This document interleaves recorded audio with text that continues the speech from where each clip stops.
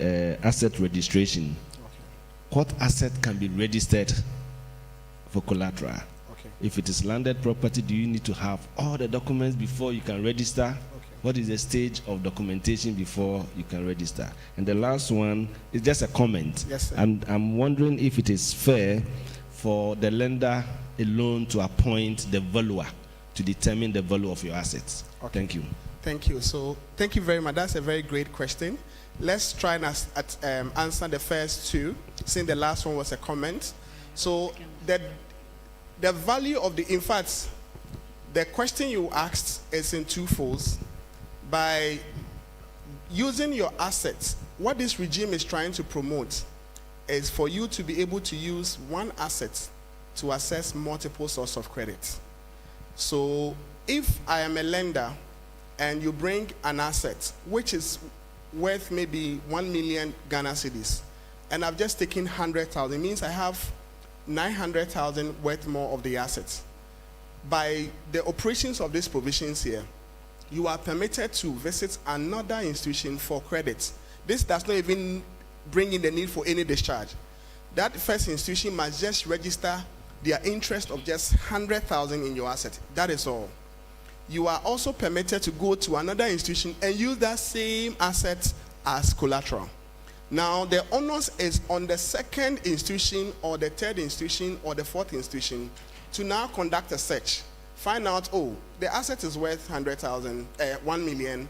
This institution has the first priority. I'm coming as second priority. And then that's the process. The discharge may come in for partial release if perhaps the loan you went in for maybe 100,000. You brought in 4 assets. One is worth 20,000. It's maybe a car. Another is worth maybe 50,000. Together is giving you like 90,000. And then you added another asset, making it maybe 120,000. In the course of the repayment, you've paid maybe half. You can approach the lender and say, oh, I've paid more than half of the loan.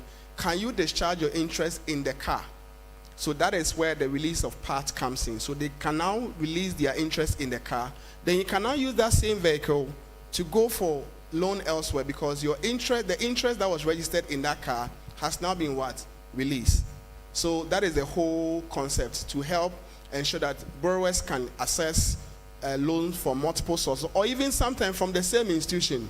A loan is running, the first contract had the car and all those things. You've run it for a number of times. You want to access another credit. They can now discharge your interest in this one and then give you another loan. Using that same collateral again, they now register because they've discharged it under the first one. And then your second question was, pardon me, did we write it down?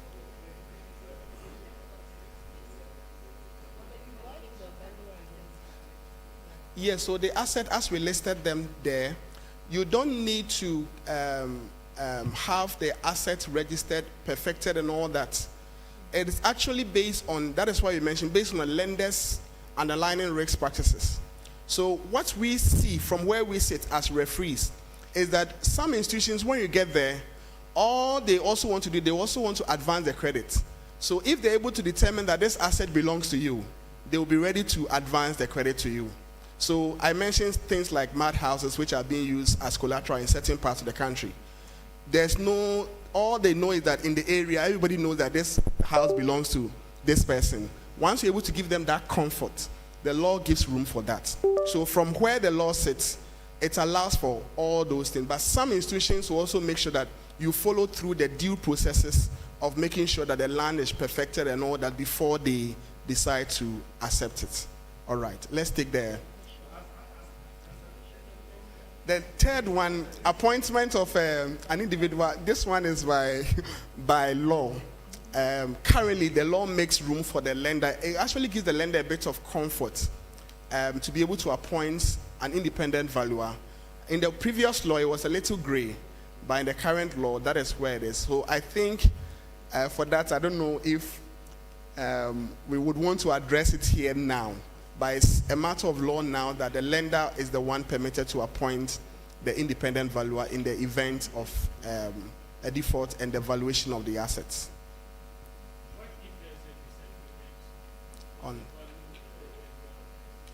What if there's a disagreement? Wow. This is a very practical question. If I'm called to be a judge to sit on this matter, it may certainly call for a revaluation or a reappointment of a different valuer. For instance, if I have a house at East Legon, and I know my house is worth maybe 100 million Ghana cedis, and then for the sake of you intending to sell the asset quickly to take your 100,000, you now value the asset at maybe a lower rate so that you can quickly sell it. I can simply put, litigation and all those things to ensure that the asset is valued well. And of course, such valuation can be, and before the loan was granted, the valuation of the asset was done. So certain assets appreciate over time. Some too will depreciate over time. So those discussions, I believe, can be held, and I believe if the judge comes through, you arrive at a very conclusive value of the assets to ensure that the asset is not sold at your detriment. All right. Yes, sir. Yes, let me add a little to CEO. This is a very good question. This provision, I remember when we engaged the judges, the High Court judges, was it in November? Yes, this issue came up. All right. It can bring a lot of acrimony as to why should the lender appoint, a valuer. So we are looking at this provision. All right, maybe moving forward, we have to take a second look at this. The judges came out with a suggestion as to what we should do. Although when we were drafting this, we did it with them, but it's okay. It's now almost 6 years since the law was passed. So this is one particular issue we are looking at. All right, and we believe that they have an association. The Association of Ghana Institute of Surveyors, yes. So it's not like an individual valuer sitting somewhere who the lender will connive with, but they're supposed to contact this association. Okay, I believe they are a very credible association, and they will do the right thing. So basically, that's the spirit.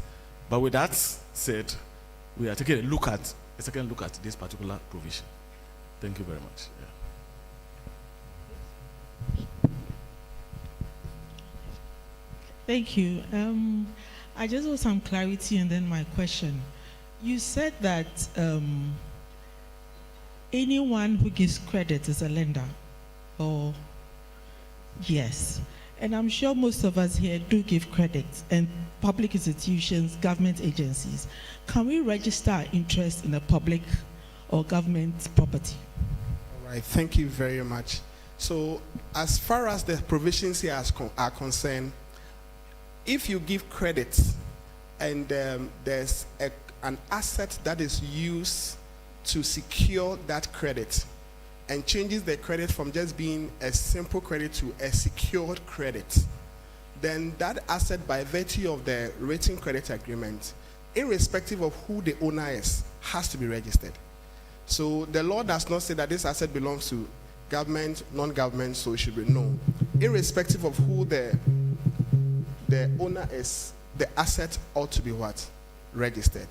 So I believe that answers your question. So for your case where you are a creditor and you've now been aware of this one, you can now engage. We can help you, get you on board, and then such credit transactions you can also register and make use of the provisions here.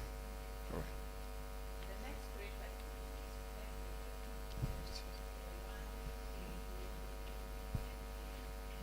right. One. Hey, you are there already.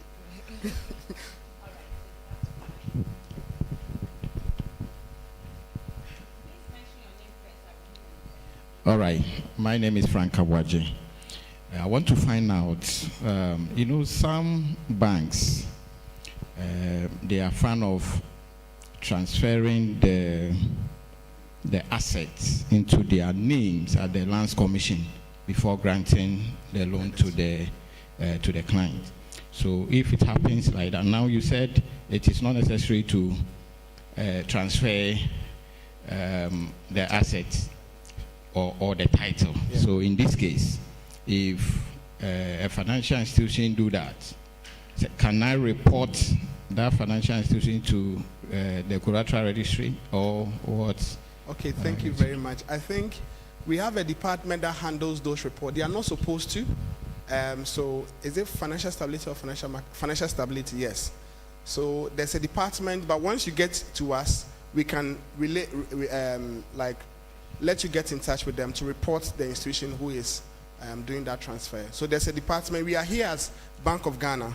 So we have various departments and the mandate. So our department that handles that report will let you send it report to them, and then they can take it up with the institution. We have a directive on that actually, on the non-transfer, this prohibition of certain practices when the law came in. So it's well noted. All right. Yes, please. All right, thank you, everyone. My name is Harry Carter, Tech. I have a question about, now we're all talking about borrowing, but on the other side of borrowing, you have to pay that money back, right? Yes. So if I'm a young person that have an idea to start a business, I have the collateral, someone left me land or whatever.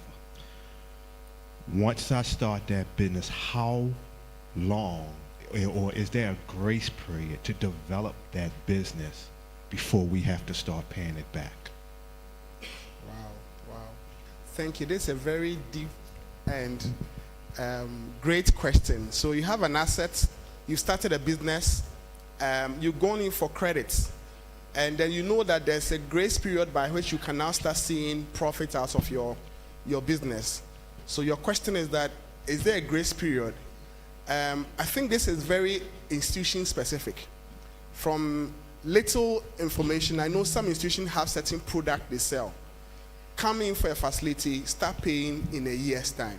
I can talk of some few institutions and certain people who have had access to that.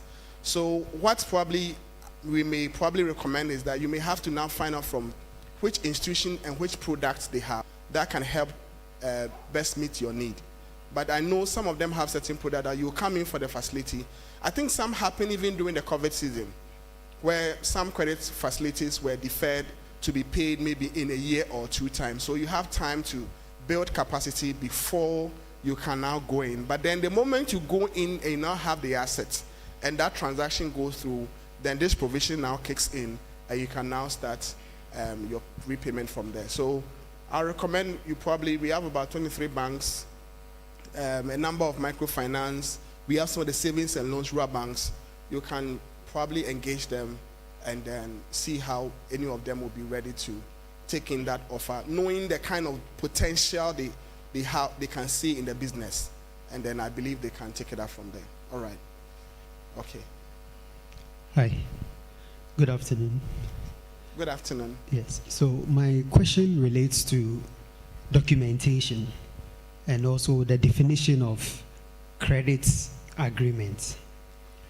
My understanding is that the facility, when granted, in itself does not create a security or a collateral for the lender.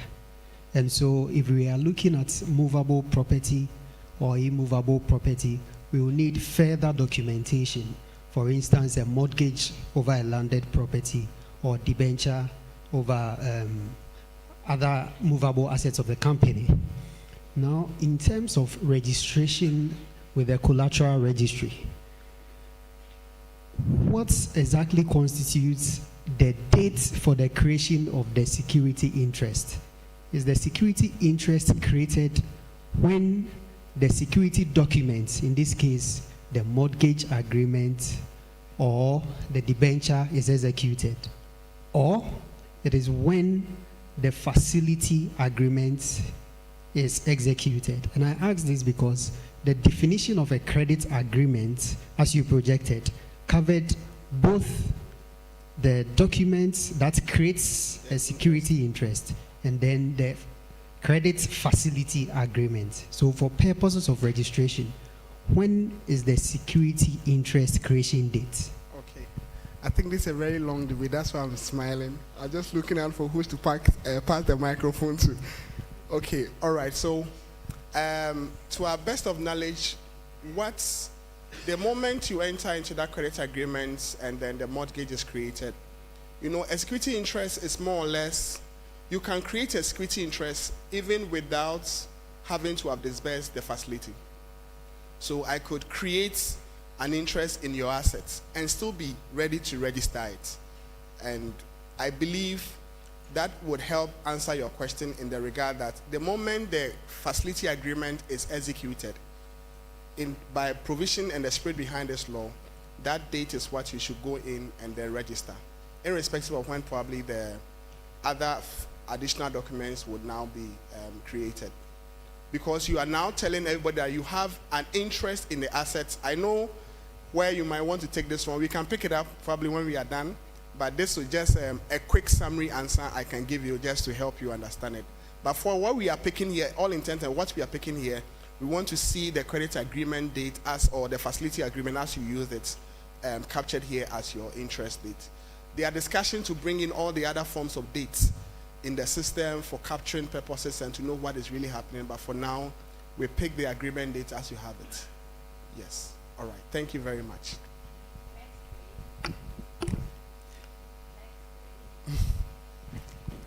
All right.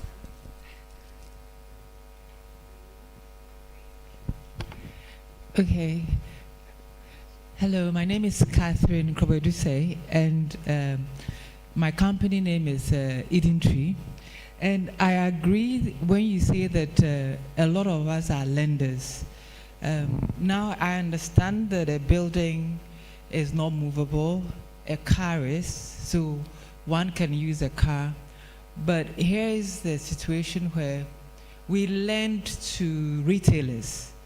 And it's invoices. So how can I register invoices? All right. So there are a number of security interests that can be created over various forms of assets, both tangible and intangible. So it is possible your interest could be on the account receivables. I'm just giving you what could be used as collateral. It could also be on the stock of goods, the goods in trade.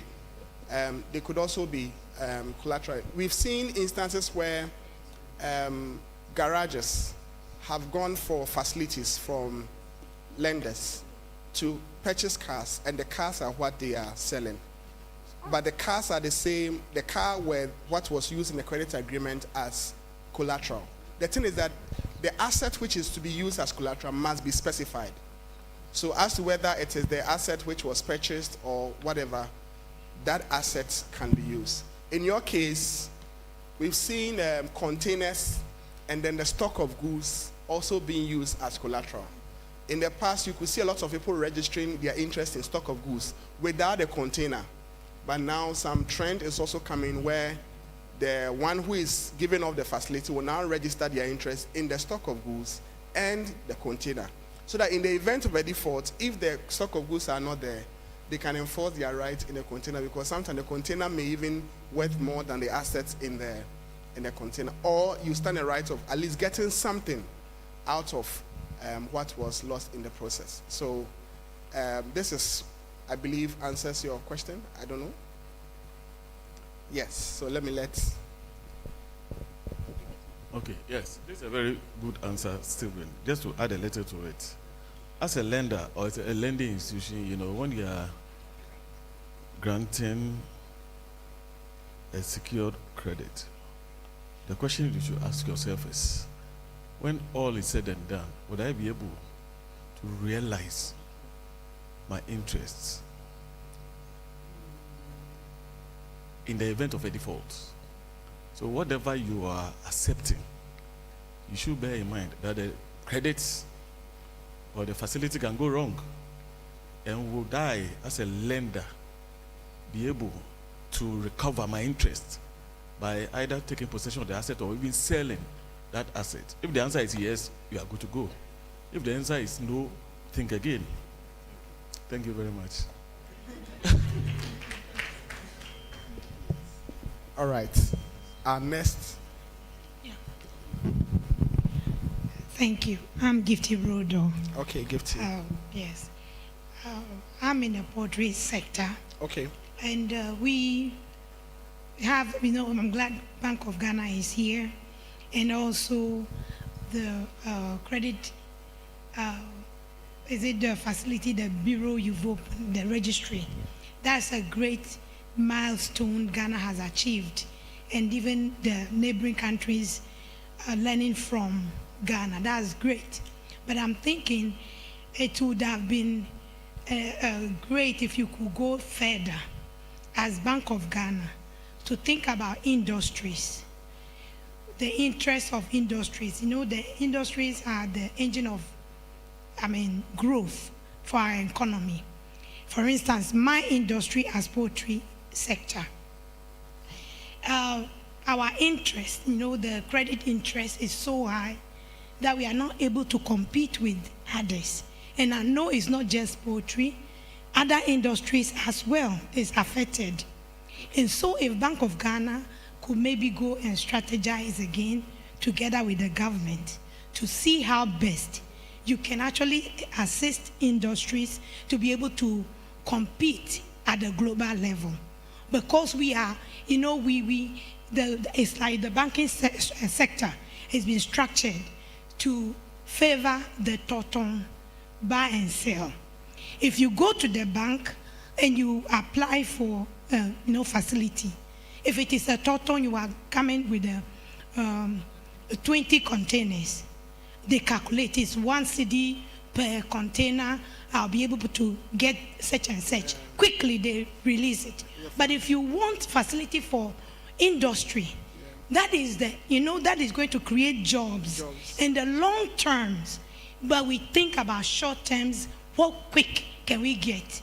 And so this is where I am so glad Bank of Ghana is here, and that you can actually go and re-strategize to put Ghana somewhere, because even after the free continental agreement that we have is, Ghana will spearhead it, but may not benefit it, because others are prepared and they are willing to give their people interest rate of 3% to come and play in the same environment with 26, with 25. And so, thank you. Thank you very much. I think we can clap for her. Wow. All right. Can we take the next question?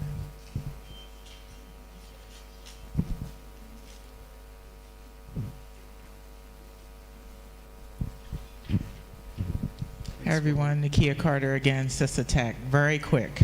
Yes. Slides. Okay. Including the slide for the assets that were up. Are we going to get those? That one? Yeah. Are we going to get a copy of those slides and the copy of the slides that you presented today? Okay. Yes, we'll get the slides. Thank you. Yes.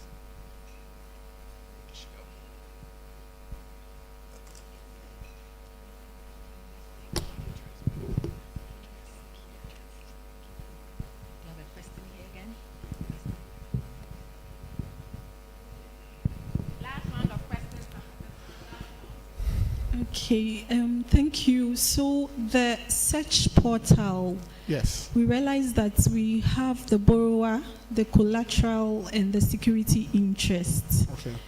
And then you said that between the borrower and the collateral, you recommend the collateral search. Could you please highlight the key differences or the generation of the results when you search with a borrower, a security interest, and collateral? All right. Thank you very much. So I made mention that there are 2 key parameters out of the 3 parameters you can conduct a search with.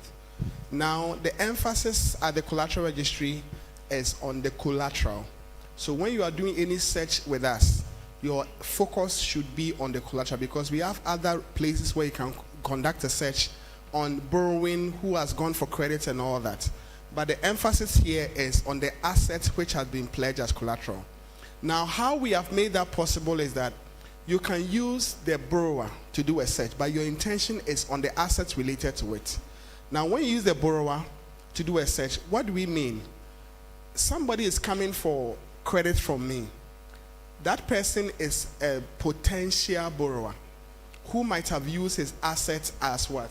As security. So this is what we are referring to. So what we permit now is that you can use the name and or the ID, be it the Ghana card. In the past, other IDs were accepted. Then you conduct a search with the name. The intention and the results you are going to see is that any related records which has not been discharged, which was ever registered, that has a security interest attached, bearing that name that you entered, whether an institution or an individual, the results will show. So it is possible you can put maybe John Mensah something, and you will see maybe 20 John Mensahs. Your focus on those John Mensahs is simply on the assets that are related to the records that have shown for you. But then the search has been done in such a way that many of us may not have so much details about certain assets, so you want to do a search on the person. And Ghana, our culture works that hardly will you see a third party using somebody's asset as collateral for most of the transactions. Oftentimes, the borrower is the same as the asset owner in most cases. So technically, when you do a search with maybe a name like this, you are technically looking for credit transactions the person has gone for which his assets might have been used. Now, the collateral option, which is like our main focus, has two options: collateral ID and asset owner. When you select the collateral ID, your intention is to use the identifier on the asset. If it's a vehicle, chassis number is okay, registration number if the car is registered. If it's a land, you have the land title certificate number, it can be used. You have the name on the site plan, it can be used. If it's a company, the company certificate of incorporation number, all those things, it can be used. But we realize that there are instances where the assets that you have in your possession doesn't have any unique identifier. So somebody has used a stock of goods as collateral. How do you conduct a search on it? Obviously, the identifier for such an asset will be the owner. So we have an option for asset owner.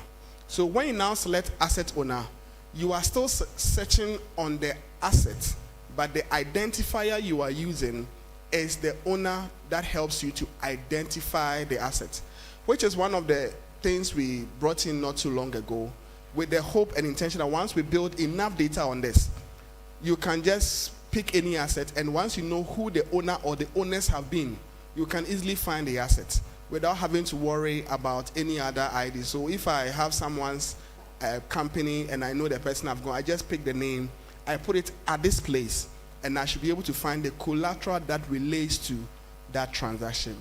And that is why. So if you put a name here, the result under the collateral session might be different from the results from the borrower session. Why?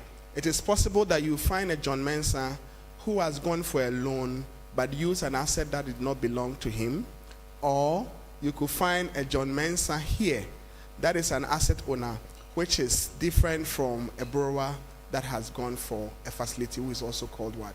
John Mensah. So I believe that helps answers your question. The last option is for verification. When you do a registration with us, we give you a code. It starts with a year, a dash, and a number, which is the security interest. So when you get a certificate from anywhere, you want to confirm with us that it's actually from us, you can pick the number on it, put the number here, and do the search. So oftentimes the courts and all that, they are able to use that to do the search.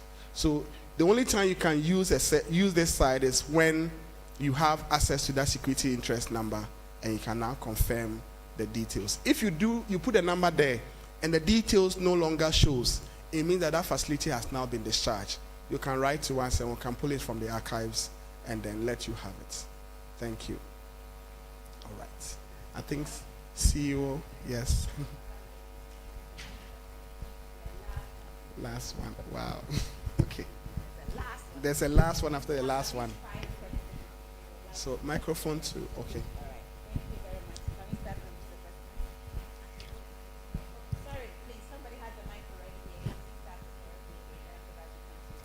My name is Angela, and I'm with MGA Consulting Ghana Limited.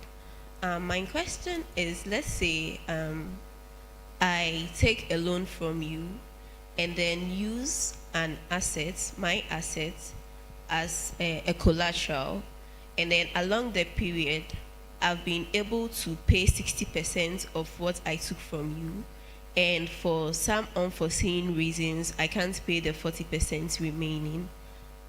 How are you going to take back what I owe you? And then how is the value of my assets given to you going to be determined, since some assets, the value of some assets depreciates over time? All right, so you are looking at, you defaulted, sale has gone on, the asset has been sold. The borrower, the lender is taking an amount. As we mentioned, the lender would take in all the expenses after the sale of that asset.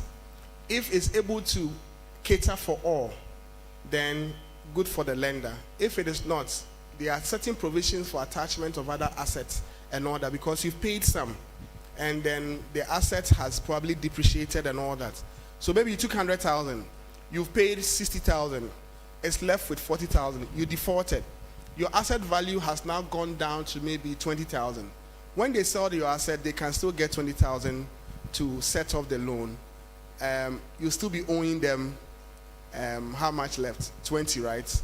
So now it's either you make necessary arrangement to pay the 20, or they may decide to attach another collateral and all that. So those are some of the things that the provisions allow room for. No. Or that's not, I've not answered fully. Despite the value of the asset at the time I was taking the loan from you, is that not what is supposed to be used? So that's why we mentioned that assets, some depreciate, some appreciate. So that's how come the provisions have made valuing of the assets compulsory even at the time of the sale. That's where the president brought our attention to, that the lender is permitted to appoint an independent valuer, and that is at the point where the asset is now being sold. So at the initial stage where you took the facility, of course, there will be an estimated value. But now that there's a default, there would be another valuation of the asset to now determine the current state. Please, I hope that's clear. Yeah, so that current state, if it now has gone down, then the provisions we mentioned would apply. All right.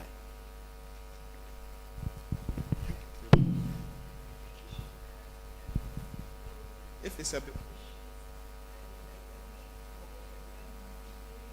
back, then the money will come back to you. So if it's a building that's appreciated, when they take the amount, as we mentioned, they're supposed to give you back the balance, which is a very interesting stuff that happened on those fronts as well. So we'll hear from CEO now. Yes, please, sir. Yeah. President. Yes, Mr. President. Thank you very much. Yes, sir. My question relates to members of the association who are young, small businesses, and women in business. They are doing small businesses. They don't have collateral. How is Bank of Ghana helping so that this group can have access to finance to grow their business? Thank you. Oh.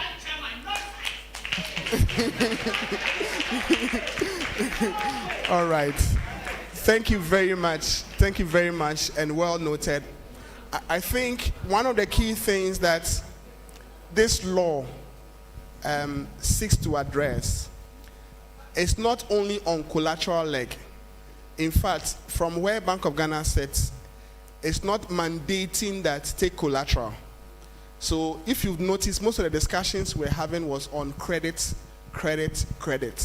But if the lender elects to accept credit, the law has also made provision of acceptable, like making room that there's a legal backing that can allow the one with tomatoes on his table to accept that tomatoes and still advance credit to that person.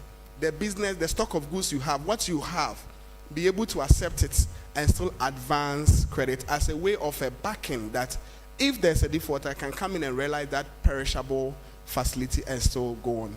But of course, yes, there's also collateral-free facilities discussions that I believe you've brought on the table, which I know all stakeholders here, I don't know if Godfred will want to touch on the collateral-free leg of some of our discussions. So please, shall we receive my colleague Godfred?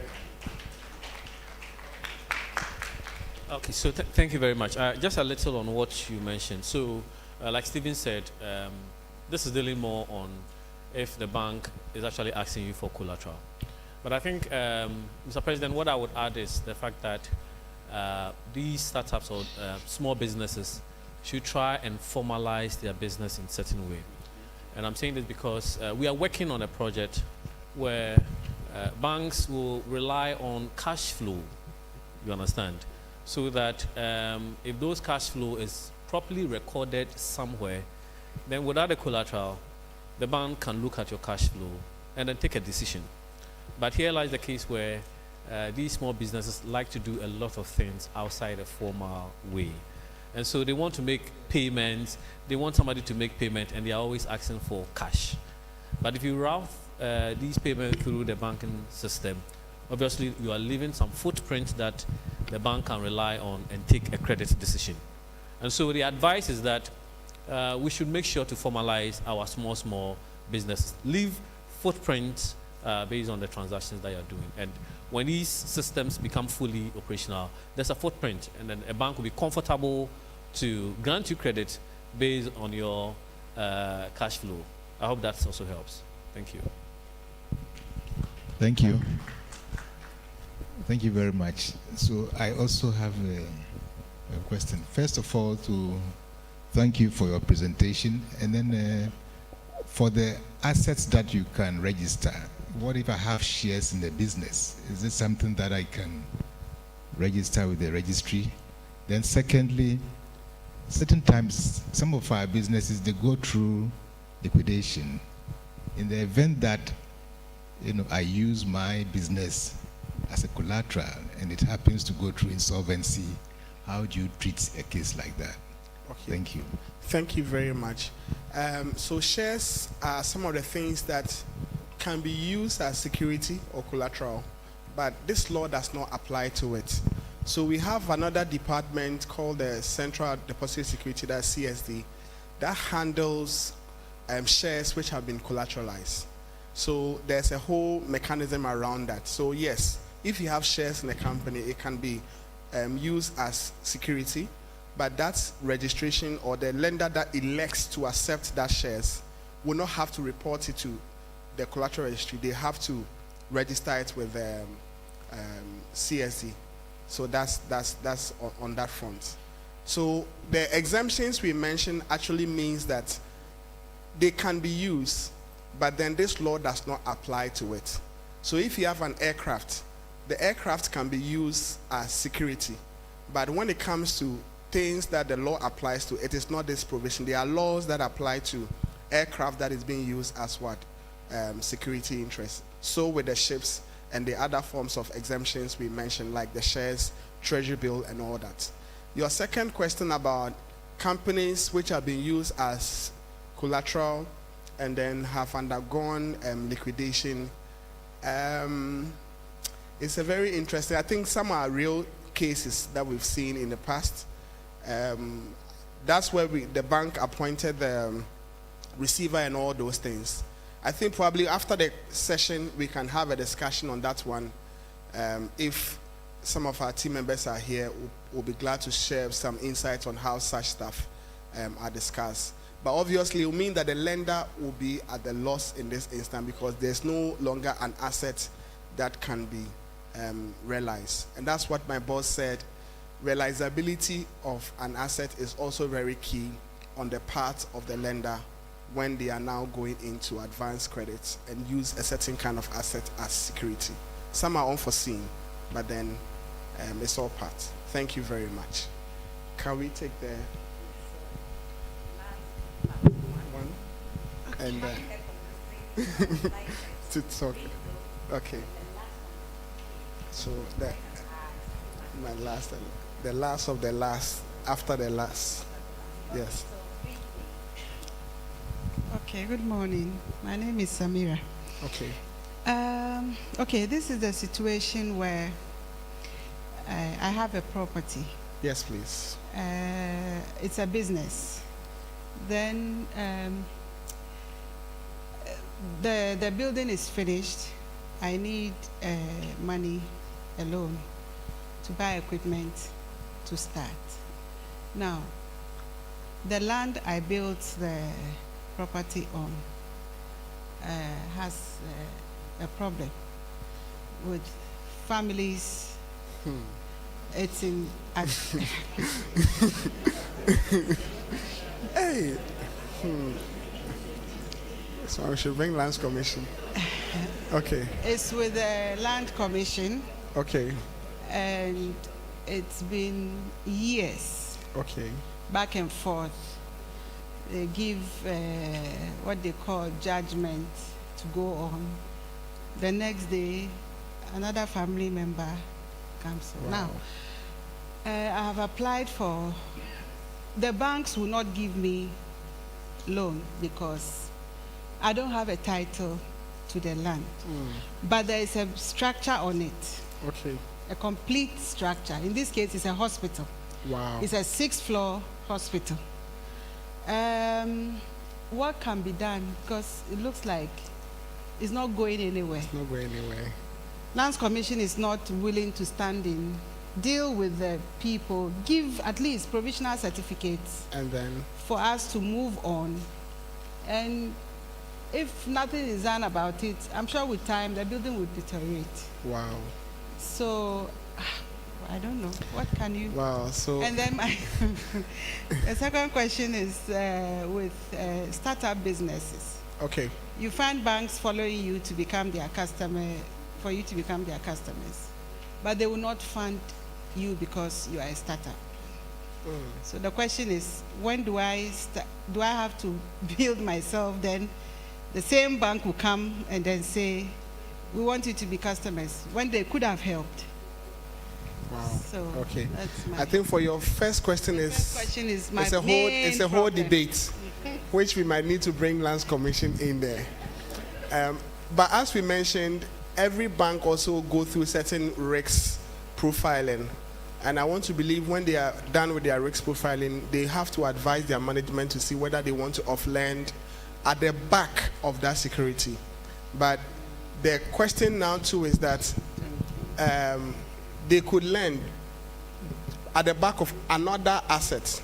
But if this is the only asset you want to provide, then they would always go back to finding out whether the risk there is low or high.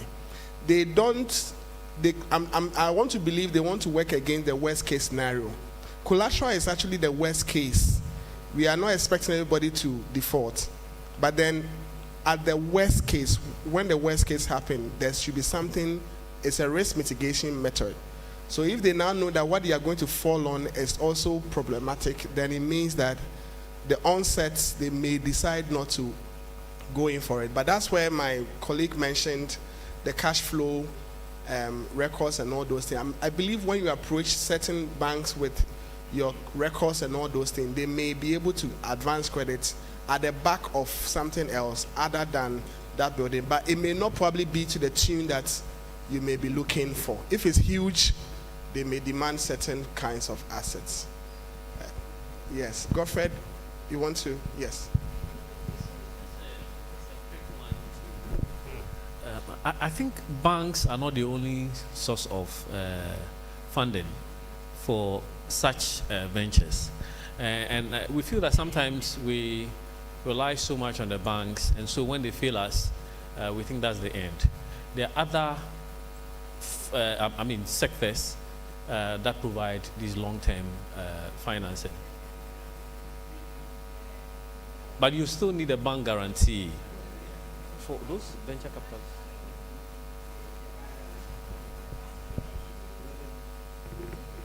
Okay. Okay.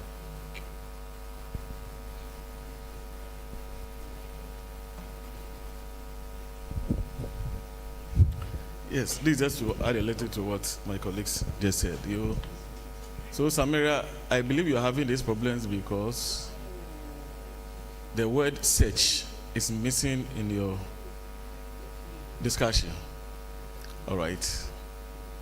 Did you conduct the search at the Lands Commission to find out who the real owners of you conducted the search and you dealt with the real owners?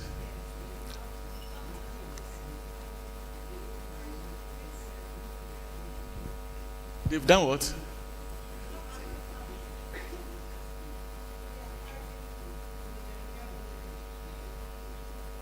Okay, so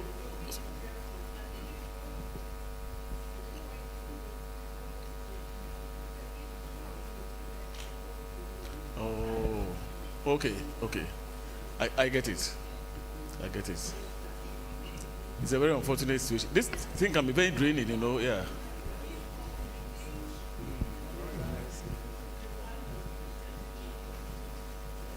Okay.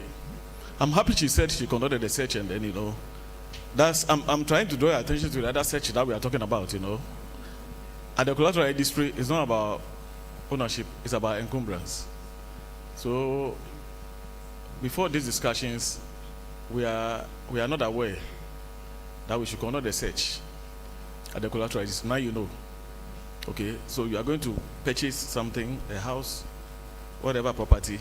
Please just sacrifice 10 Ghana cedis, not 100 Ghana cedis, not 1,000, 10 Ghana cedis.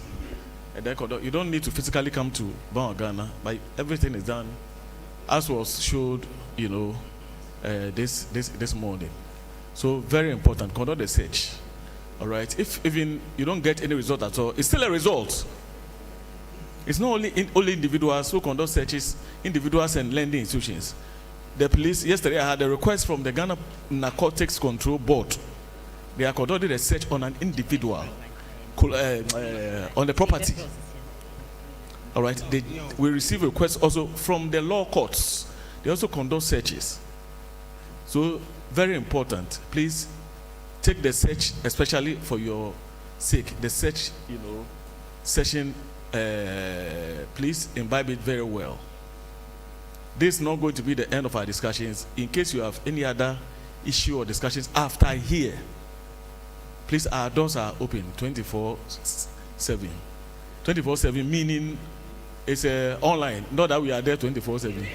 No, everything is done online. Okay, so you can always engage us. All right. Thank you very much.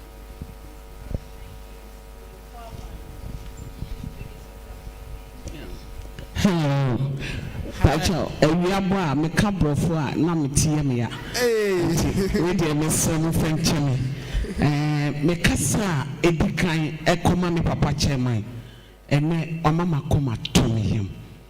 Abeni abini na mo bisa say na mo jon AGI. Mo bia mo twakwe. Ena me say an say e hu be kekan ti me dey e hu twitwisi. Ene me papa onyankopon onhyira. Radema woman some and Bank of Ghana so. And someone no more capital casting in an army more church than Massier. The Atosumino. Ye will call our Ghana hanging. Oko baby say, Oko Bisa. No more banamo becasa. Who will write something near ye? Who will Gepa near ye? Who will fire service near ye? Last 2 to 3 years, Grano. Yes, we be the CRS. Now, you are called register. You see, why? Secretary, who's so sorry. Now, you are called, said you do an any papa. FDA, you are called. You see, you are district 18 years. You are registered every year. Oh, I know. Okwa, you be bisa when na council named Pabua.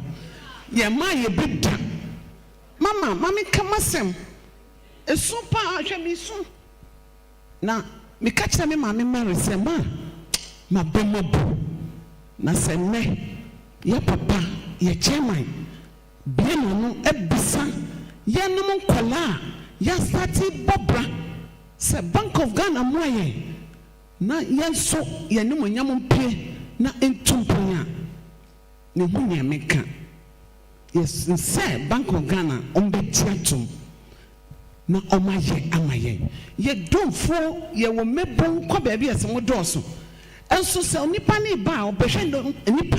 Ye so ye don't for ansa na oma a process you say then. Say ye no ya be that process. Ye nya bi. Say ne ye papa akasa akire Bank of Ghana. Yes, Bank of Ghana. Say funding someone to amakoma so. No more boy, na AGI ye does or mayimu na Bank of Ghana bese tumpo ama mo hu say AGI members the media yedini medals. So our last question. Yes, please. Our last question. Yes, Madam Nyongodo, asema wakani nina. Atoya sumpa. Discussion be yeah in the office. It came about about a month ago. My colleagues visited Mozambique, and feedback back from Mozambique. Okay, interesting when it comes to those in the agri business, any farmers, you know, we are not doing that well as a country, Ghana. We've resolved to pay attention because those in farming, you know, they also need credit. Okay, now, do they understand the regime, secure transactions regime? The ombetimi are used to assess credit from lending institutions. The answer is no. Very soon, Obeti on that front. Very, very soon. Thank you very much. So our last question. Okay. My name is Asiwo Mejineku. I'm a training consultant and a former banker also. As AGI members, many of us serve as a connective tissue between policy and enterprise sector. Now, the success of Act 1052 ultimately depends on not just legal awareness, but also building a culture of collateral literacy across Ghana's business ecosystem. Now, is the BOG open to co-designing a structural public-private engagement model? Perhaps piloted through AGI, where certified training providers can deliver standardized collateral registry literacy programs to member businesses, with BOG providing technical backstop and then recognition. So, and if this is possible, what will be the right entry point for this discussion? Thank you. Excellent. Okay. Yes. Okay. So based on your, I think we've taken note of it. I think we'll engage our management, we'll give you a proper response on that, because it's more of a request. We'll do an evaluation as well. I will plead with you that please, everything, type it out in the evaluation for us. We'll pick it up and we'll give you a response. I think it's a very excellent request. Thank you. Doc, please, can I ask a question? Sorry, just a little question. Here, please, Doc. You asked me to ask my question. All right. All right. Before you ask, I went round and I realized there are a lot of questions that, please, can you ask a question for me? Please, we came here and paid all this bill thanks to Bank of Ghana for clarification. So please, if you have a question, don't hide. Ask the question. After the event, our Bank of Ghana colleagues will still be here. You can also approach them if you are shy and ask the question. We don't want you to leave this place with doubts and questions in your mind. So please ask all your questions, and we're encouraging you to ask. I'm glad you heard me and you're asking. So let's hear him. All right, thank you, Doc. My question is, I'm a bit shy, so I can start. So I wanted to find out from the registry that to what extent are they liable for the propriety and the integrity of the information that is used on their platform? All right, because if third-party users are paying and are depending on the authenticity of the data that they use on the platform to make commercial decisions, all right, I don't know whether it is in any other provision in the entire act, or there's any other law that makes them responsible, holding them responsible and accountable for users who depend on the data. Because like any platform, it is virtually garbage in, garbage out, right? So if I make a commercial decision based on what I see there, and it ends up that maybe the source of the information is not authentic, and it is materially detrimental to me, to what extent can I hold the registry responsible?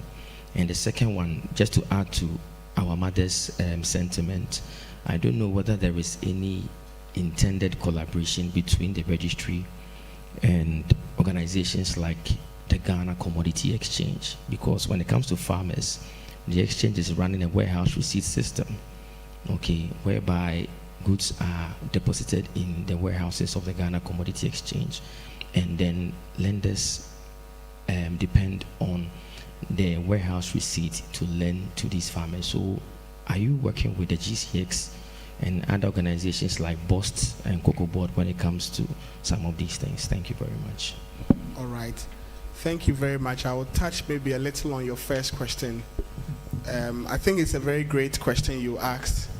There are provisions that deals with when somebody, in fact, the onboarding process we have is very meticulous. What we mean by that is that the institutions, number one, that are onboarded here are institutions that are regulated by the bank.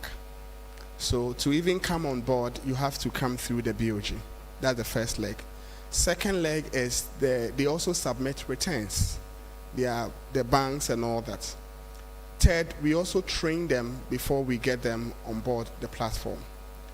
And so coming on board set the pace to make sure that the portal is actually made by the bank, but it's not technically for us. It's for the industry.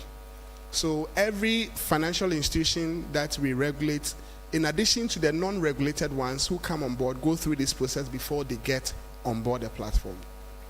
We also go through the two-step verification for users onboarding to make sure that if a user under an institution comes in, they go through the due processes to get on board the platform.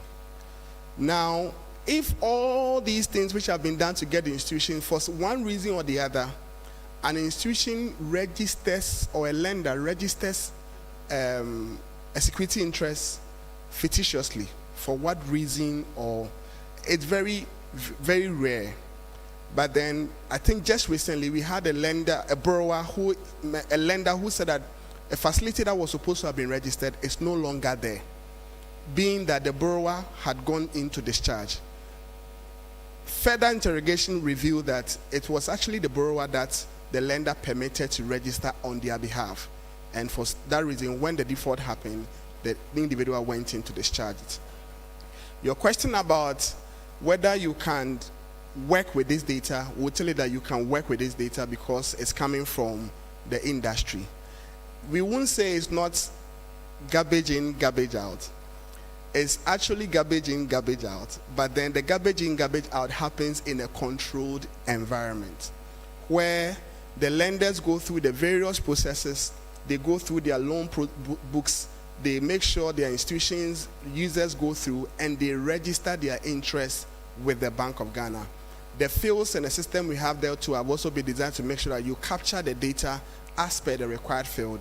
If you don't meet certain conditions, you can't capture it. There are plans in place to make sure we do API integrations to connect and pick data directly and all those things. All these things are to make sure that process, and then the system also go through a dual authorization. So an inputter does the key in, and then somebody does the authorization.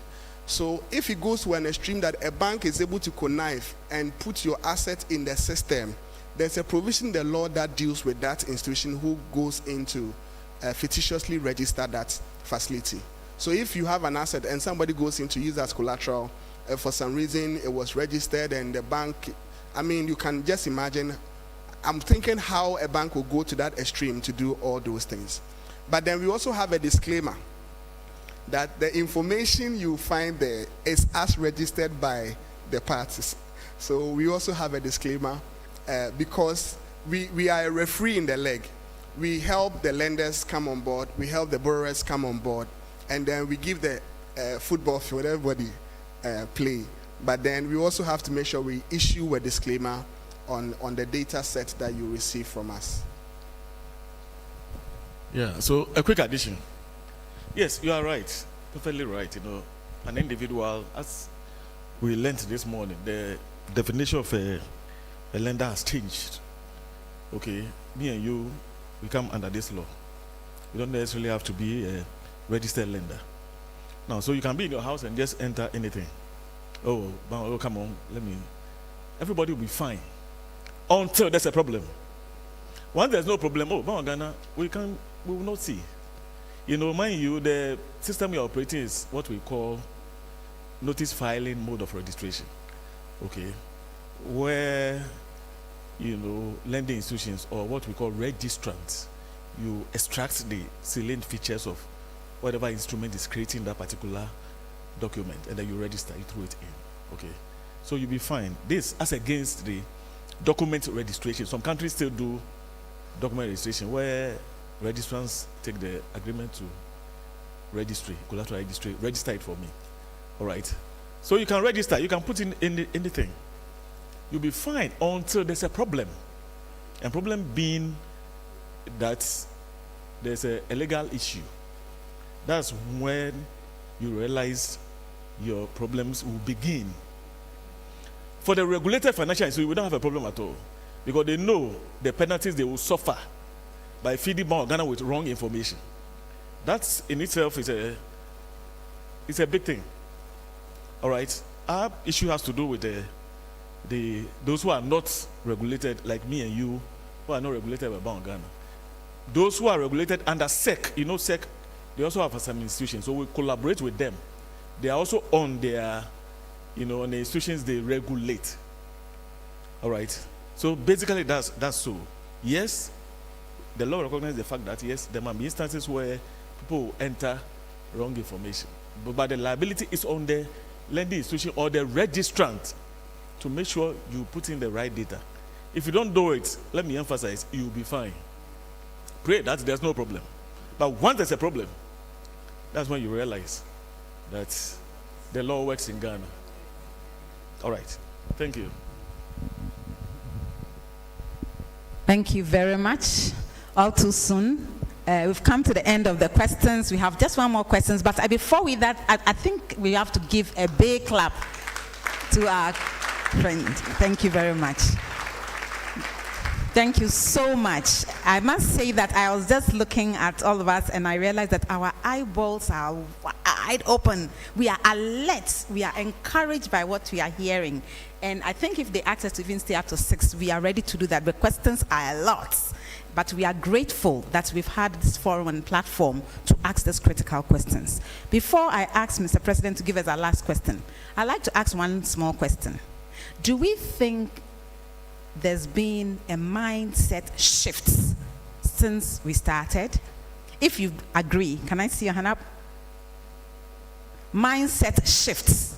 But I'm going to ask somebody, what to you is that mindset shift from what we are hearing this morning, all the presentations?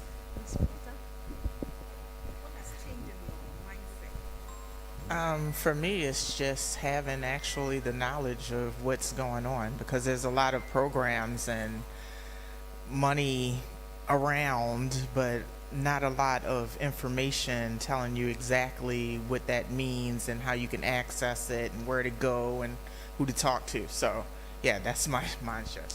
Thank you. A clap for her. One gentleman. What is that one mindset shift that has happened today? So critical, we know. So the Bank of Ghana will know that indeed, for the investment they've made, something has happened. Yes. Please. So what I have learned is that I do not need to own a property or have a car or anything, but I could use my assets and then I could get borrowing. Thank you. Awesome. I think that is correct. That now I know that everyone agrees that there are other things you can use to access credits. Now, I had a question I was talking to my colleague about. What about IP? Can you register your IP in this registry as a way to do that? I don't know. It's a question. Let's now go to our final question from Mr. President.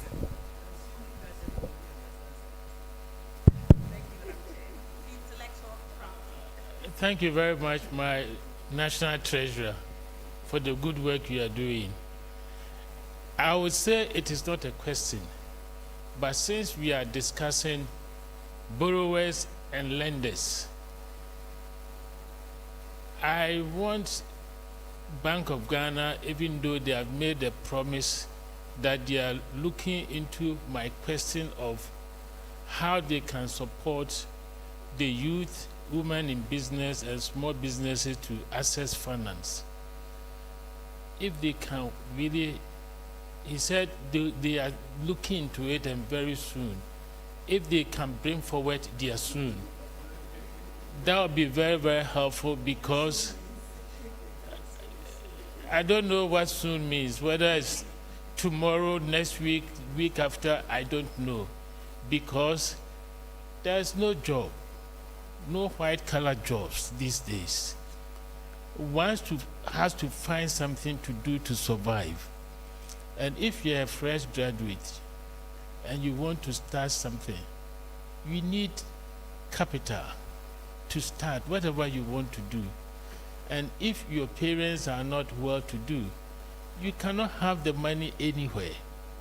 So we need to help such people, and also the ladies who are doing small businesses, to really access the finance. Sometimes the money they need is not much. Some are 20,000, 50,000, 100,000. And these ladies are keeping families, paying school fees, etc.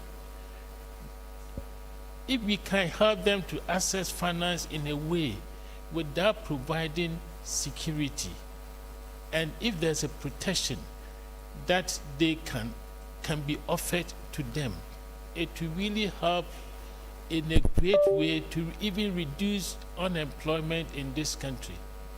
For example, if you look at all these fruit juices we are taking, most of the fruit juices you find in parties, funerals, are all done by small-scale processes. They buy the fruit, pineapple, orange, put it together, and they are able to be in small businesses. Every weekend they get something, but they don't just have the working capital. So we need your help. If we can put in something very quickly, a policy where the banks will really be asked to provide credit to these members, I'll really be very grateful. Thank you very much. Thank you, Mr. President. Thank you so much. Mr. Bank of Ghana, would you want to bring the very soonest?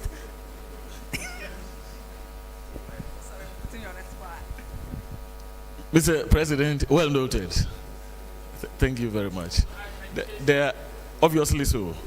There are a couple of things coming up, but I wouldn't want to talk about them here. Now, you hear from us, especially women in business. All right, we are collaborating with the ADB, not ADB here, but African Development Bank, to roll out a couple of programs. So please, you hear from us. Okay, right. Thank you, Mr. Siama. Let's give it to him. Thank you so much. So we are streaming this live, and please, you can tell your colleagues to go back and listen to the whole debate and make comments, and also take pictures and post it as a way to commend BOG for this great work. So please. So at this moment, I'd like to acknowledge the presence of the chair for the MSME. Can you please be upstanding, and then just let's hear your voice briefly. Good afternoon. The president has already spoken, so I think, and we've had a long day, but just to appreciate all of you for taking time off your busy schedule to be here, and to thank the Bank of Ghana for also collaborating with us. We look forward to extending this insightful session to our regions where the real game is and where the people are on the ground. All the 16 regions partner with you to send the message across to our small, medium enterprises. Our president has added micro, women and the youth, and we hope that we can work together. AGI is always ready and capable, and we are in this together to move Ghana forward. Thank you. Thank you. So I hand over to Lady Ekua to take us to the next level. Thank you.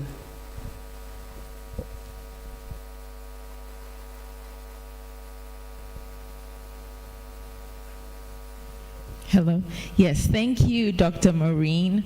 I think we've had a very, very insightful presentation, but we are not done yet. We have another insightful session coming up. This is it's on borrower protection and dispute resolution mechanism. And at this moment, I'll call on my colleague, Mr. Godfred Kujo, to give that presentation.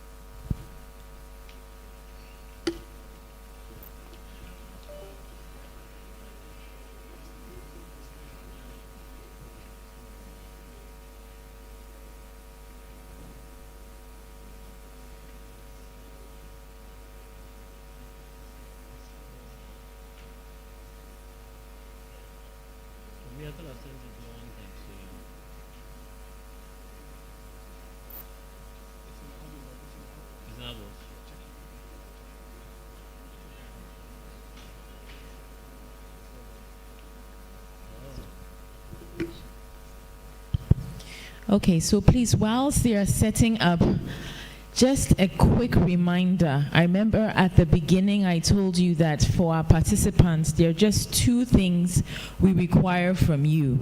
The very first one is questions, and I think you've done that perfectly. The second one is evaluation.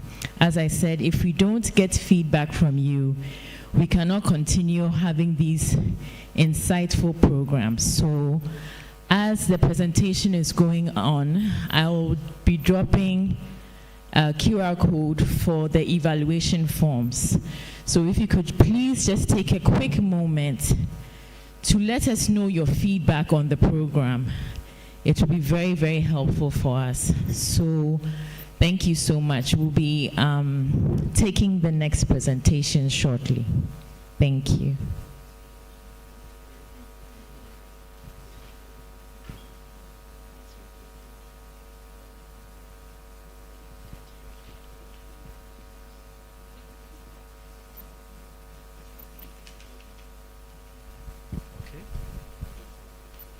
Okay.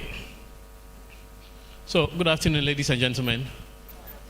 Okay, so I have the last presentation, and when you know that you are between the people and the lunch, then you have to re-strategize to make it interesting for them.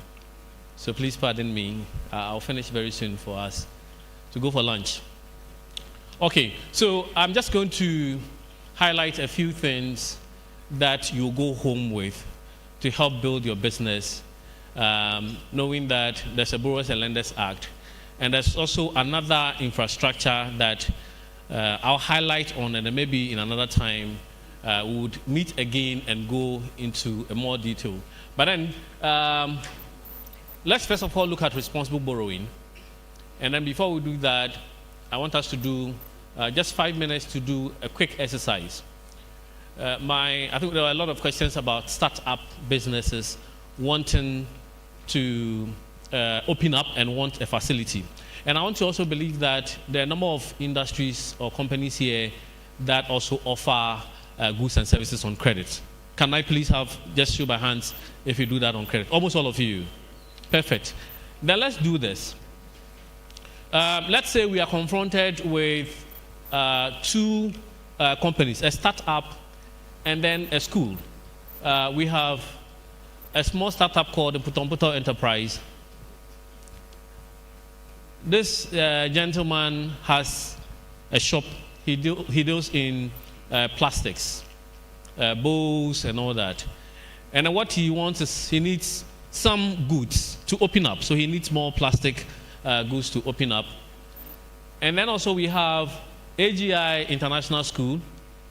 We're struggling to find a name. We did GIS, BIS, they were all schools. So we didn't want trouble. So let's just rest on AGI International School. So that's how come we have AGI International School. So AGI International School is there. We all know that it's a big school. What he needs is they built a new classroom and they also need some tables and chairs, plastic tables and chairs. So at let's say WQ, I think we call it some WQ plastic company, which is big, and you want to give these two people some goods. The decision is, or what you are to do is, among these two people, who would you like to supply the plastic materials on credit? So I'm sure you do get yourself confronted with these issues. So with these two companies, Putomputo Enterprise and AGI International School, you are to make a decision as to who to give those goods to. Who would you give to? On the surface of it, who would you? I mean, who comes to mind first?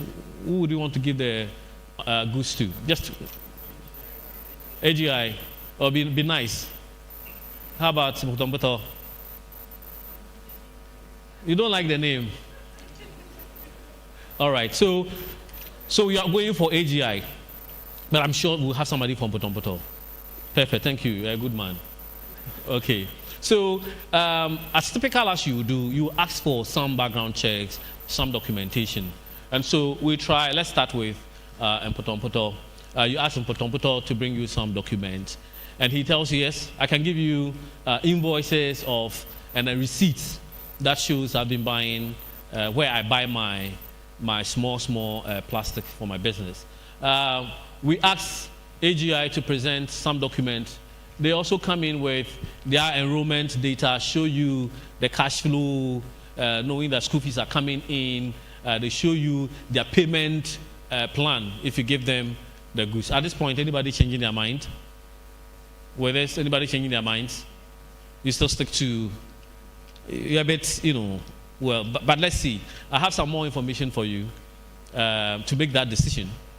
All right, now, we go to Putomputo, we ask so many questions. Putomputo, where do you get your stuff? He tells you, yes, aside Melcom, there's this big shop that I also get my stuff from.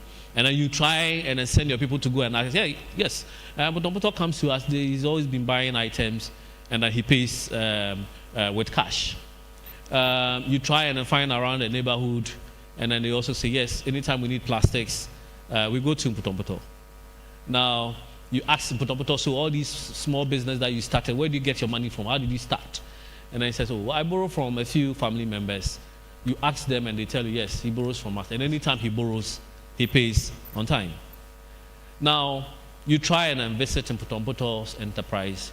And then you see people queuing and then buying, giving you some indication of some cash flow, isn't it? All right? So it will be fair to also look at AGI. Now, AGI, yes, you now go there and let's see what is happening. Parents, you see them trying to withdraw their kids from the school because they hear that standards has fallen. And so they are trying to now withdraw their kids. Remember, the enrollment data he gave you at the time you were going to take that decision, you see that there's something happening there. Again, you try and then look at the banks. You see that, well, the land, this time they didn't belong to family. You see, the bank financed it, the land that the school is on. And then you see that they are already defaulting in repaying that land. And if that land was secured and then registered with the collateral registry, you should know that they will come and take the building, and that land, the building that you put your mind on that they would probably get school fees to pay, will be taken out. Now you try and then you see that teachers are agitated because salaries have not been paid for the past 2 months. At this point, who would you provide? You give it to who? You give it to Mpotompoto. You give it to Mpotompoto at this point, isn't it? Now the point is, why would you give to Mpotompoto? Because now you have a lot of information. All right, you are going to base on your decision based on the surface, see what you saw, but being provided with enough information, now you are capable of what? Making a choice, and a prudent one as such. Now, while we go through this, we should always remember that inside the head of these businesses, and I'm saying you are businesses because all of you are businesses, you are the only one who knows what is inside your head. The person or the institution or the company you are going to, they don't know about you, but you know exactly what. When our two just want to say, show, you understand. And so it's very important that we ask so many questions. We rely on some sort of information to make these decisions. And this is because even aside in there's decision we based on the information we got, there's a possibility that Mpotompoto will be owing some microfinance around. Likelihood that he also owes some retailers around, or even ECG, such that they will come and then disconnect his lights, he's owing water and all that. And then, of course, he might be given some loan from some donors and all that. Now, this is information that you need as an institution to be able to make that informed credit decision. Otherwise, you do all you can. We will be talking about credit. You give the credit, and they will not be able to pay you back for you to get your raw materials to develop again. Now, what I'm trying to do is to introduce what we call a credit reporting system or credit referencing system. All right? An infrastructure that is going to help you bridge that gap. All right? All the information, all the exercise that we just did, there's no way you can do that. You can't send your people go everywhere to be asking those questions. But then we have a system that will bring all that to you in the comfort of your office. You look at the credit, what we call the credit report, and you see all the footprint, all the places that these people have gone to, and then you'll be able to make that decision. Now, with the help of what we call the credit reference bureaus, we have this infrastructure available where we will see your credit report. And of course, this is within the banks. The banks have access to this system, and that's how come they are able to turn you or deny your credit when they see that you are so much exposed to other banks, such that they think that when they give you the loan, you are not likely to pay, because they have information about all the loans you have taken from all other places. Now, what we are trying to do, and what we are drawing your attention to, is this. We have seen that the credits or the bank credit is not enough, and therefore we need to know the credits that you have also provided to other companies, because you might, a company can go to a bank for a loan to buy, let's say the plastics, the chairs that we are talking about, and the bank will give it. He will divert that money to something else and come to you, the producer of the plastic, and also receive that also on credit. And you see, this person is overexposed. So if we are able to have all the credits that you are giving out onto this platform, what it means is that now, in the comfort of your offices or your companies, at the point you are even granting a credit, you know that this person has taken a loan from a bank, or is owing ECG, or the rent, the company where they are, they have not paid their rent, and very soon they will be evicted. If you are able to get that information at the comfort of your offices, we all will have a very good credit system. And then the other advantage is that when you are also able to have all your records, all the credit that you've been taking as a startup business, if you were getting small supplies on credit and then paying, and that is recorded in the system, when later on you want to become big and you visit a bank will know that yes, you were taking some small supplies on credit and you were paying. And that, for that matter, the bank could rely on that to give you a loan to open up your business. And so what we are doing is now trying to bring everybody on board. The system was such that it was just for the banks, that they were sharing credit data. And so when you go to Bank A for credit, the Bank A will send the information to a credit bureau, Bank B will do that. What we have done is to expand that scope such that every single institution, once you are a lender, as defined by the borrowers and lenders, then it means that you can participate in the system. So we are bringing everybody on board, the big industry. We started this. In fact, the good news is that a number of you have actually started. Just last week, we got one application from a member of AGI. What's the name? RMG Ghana, I think one of the from agro business. They give these small supplies to farmers. And then they have actually come on board. We are designating them. And so they'll be reporting all these farmers that they are giving these small supplies to. And that farmer is going to benefit because now that farmer has a footprint within the formal sector. And so if tomorrow that farmer goes to a bank for a loan, the bank knows that when you were receiving these supplies, you were paying. And so they should be very comfortable giving you a loan. And so that's what we are trying. And so once you leave here, we can engage you, we'll give a contact, and then you can apply to BOG to say that you want to participate in the credit reporting system. We'll look at it. It doesn't take so much. You don't pay anything. When you now engage the credit bureaus, you start sending your data, and you want to now search on your potential customers, then in that case, you pay some little money to the bureau to be able to access records on your borrowers. And so this is something that we think it will help the AGI, it will help companies that deals in any little form of credit. And so that's the credit reporting system. Now let me shift a bit to consumer protection. We said a lot in the Borrowers and Lenders Act. We also just want to arm you with some few things. You know that the banks, I always say that they are not angels. Those who work within the bank, they are, I'll say, our own people that work there. The things they do to us in the house, sometimes they carry it there as well. And so they are not angels. And most of them, of course, are giving targets to meet. And for that matter, they can look into your eyes, they'll be nice to you, but they may probably be doing things that might be detrimental. And so we just want to highlight some of the things that we have told them to do, so that your eyes is open. When they are doing it to you, you can actually point it to them and say that, no, this is not a proper practice. We have told them that in their design of their product, they should make sure that they have your interests at hand. They should make sure that they don't overburden you with loans. And then, of course, they should be very transparent in their communication with you. And so if they were not transparent, if for any reason they did not put any information in your credit agreement, and my colleague mentioned that the credit agreement is very crucial that you have a copy of it. Most of the time when they come for mediation, you see that they will produce their document, but then the borrower doesn't have any document. They will tell you that this was here, and they will show us your signature. So it's very important that we have copies of that.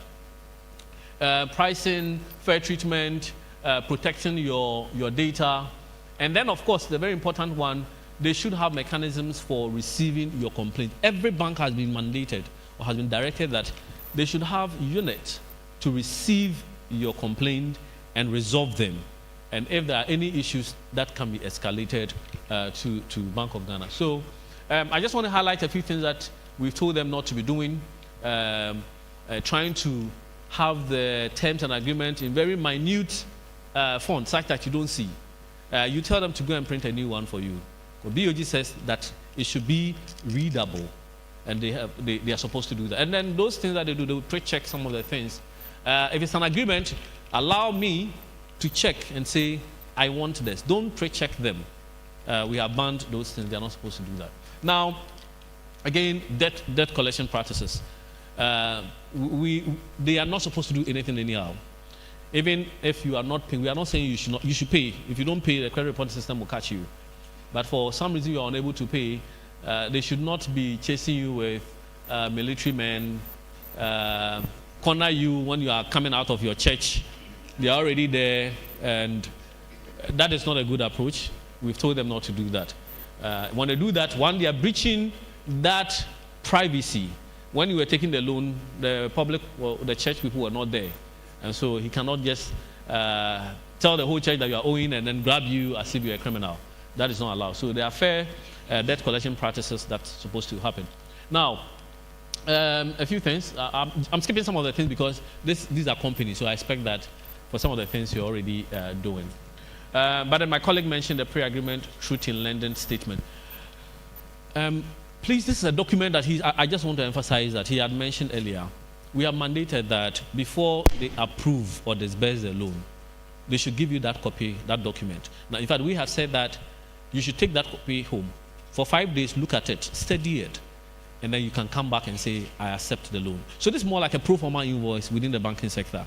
Let's make use of it. Now, the importance of this document is that and again, one of the things that we have seen within our credit market is that borrowers are very loyal in the banking sector. So they are with ADB. They have been with ADB for 20 years. They have never even stepped out to find out what Bank B also has to offer. You understand? And so you have been taking loans from them for 10 years. You have not even negotiated on your interest. You have not even asked, you know. And so, of course, they are also like you. If I am selling and you come to me and said the interest rate is 20% and you don't ask me to reduce it, of course, they are in for business.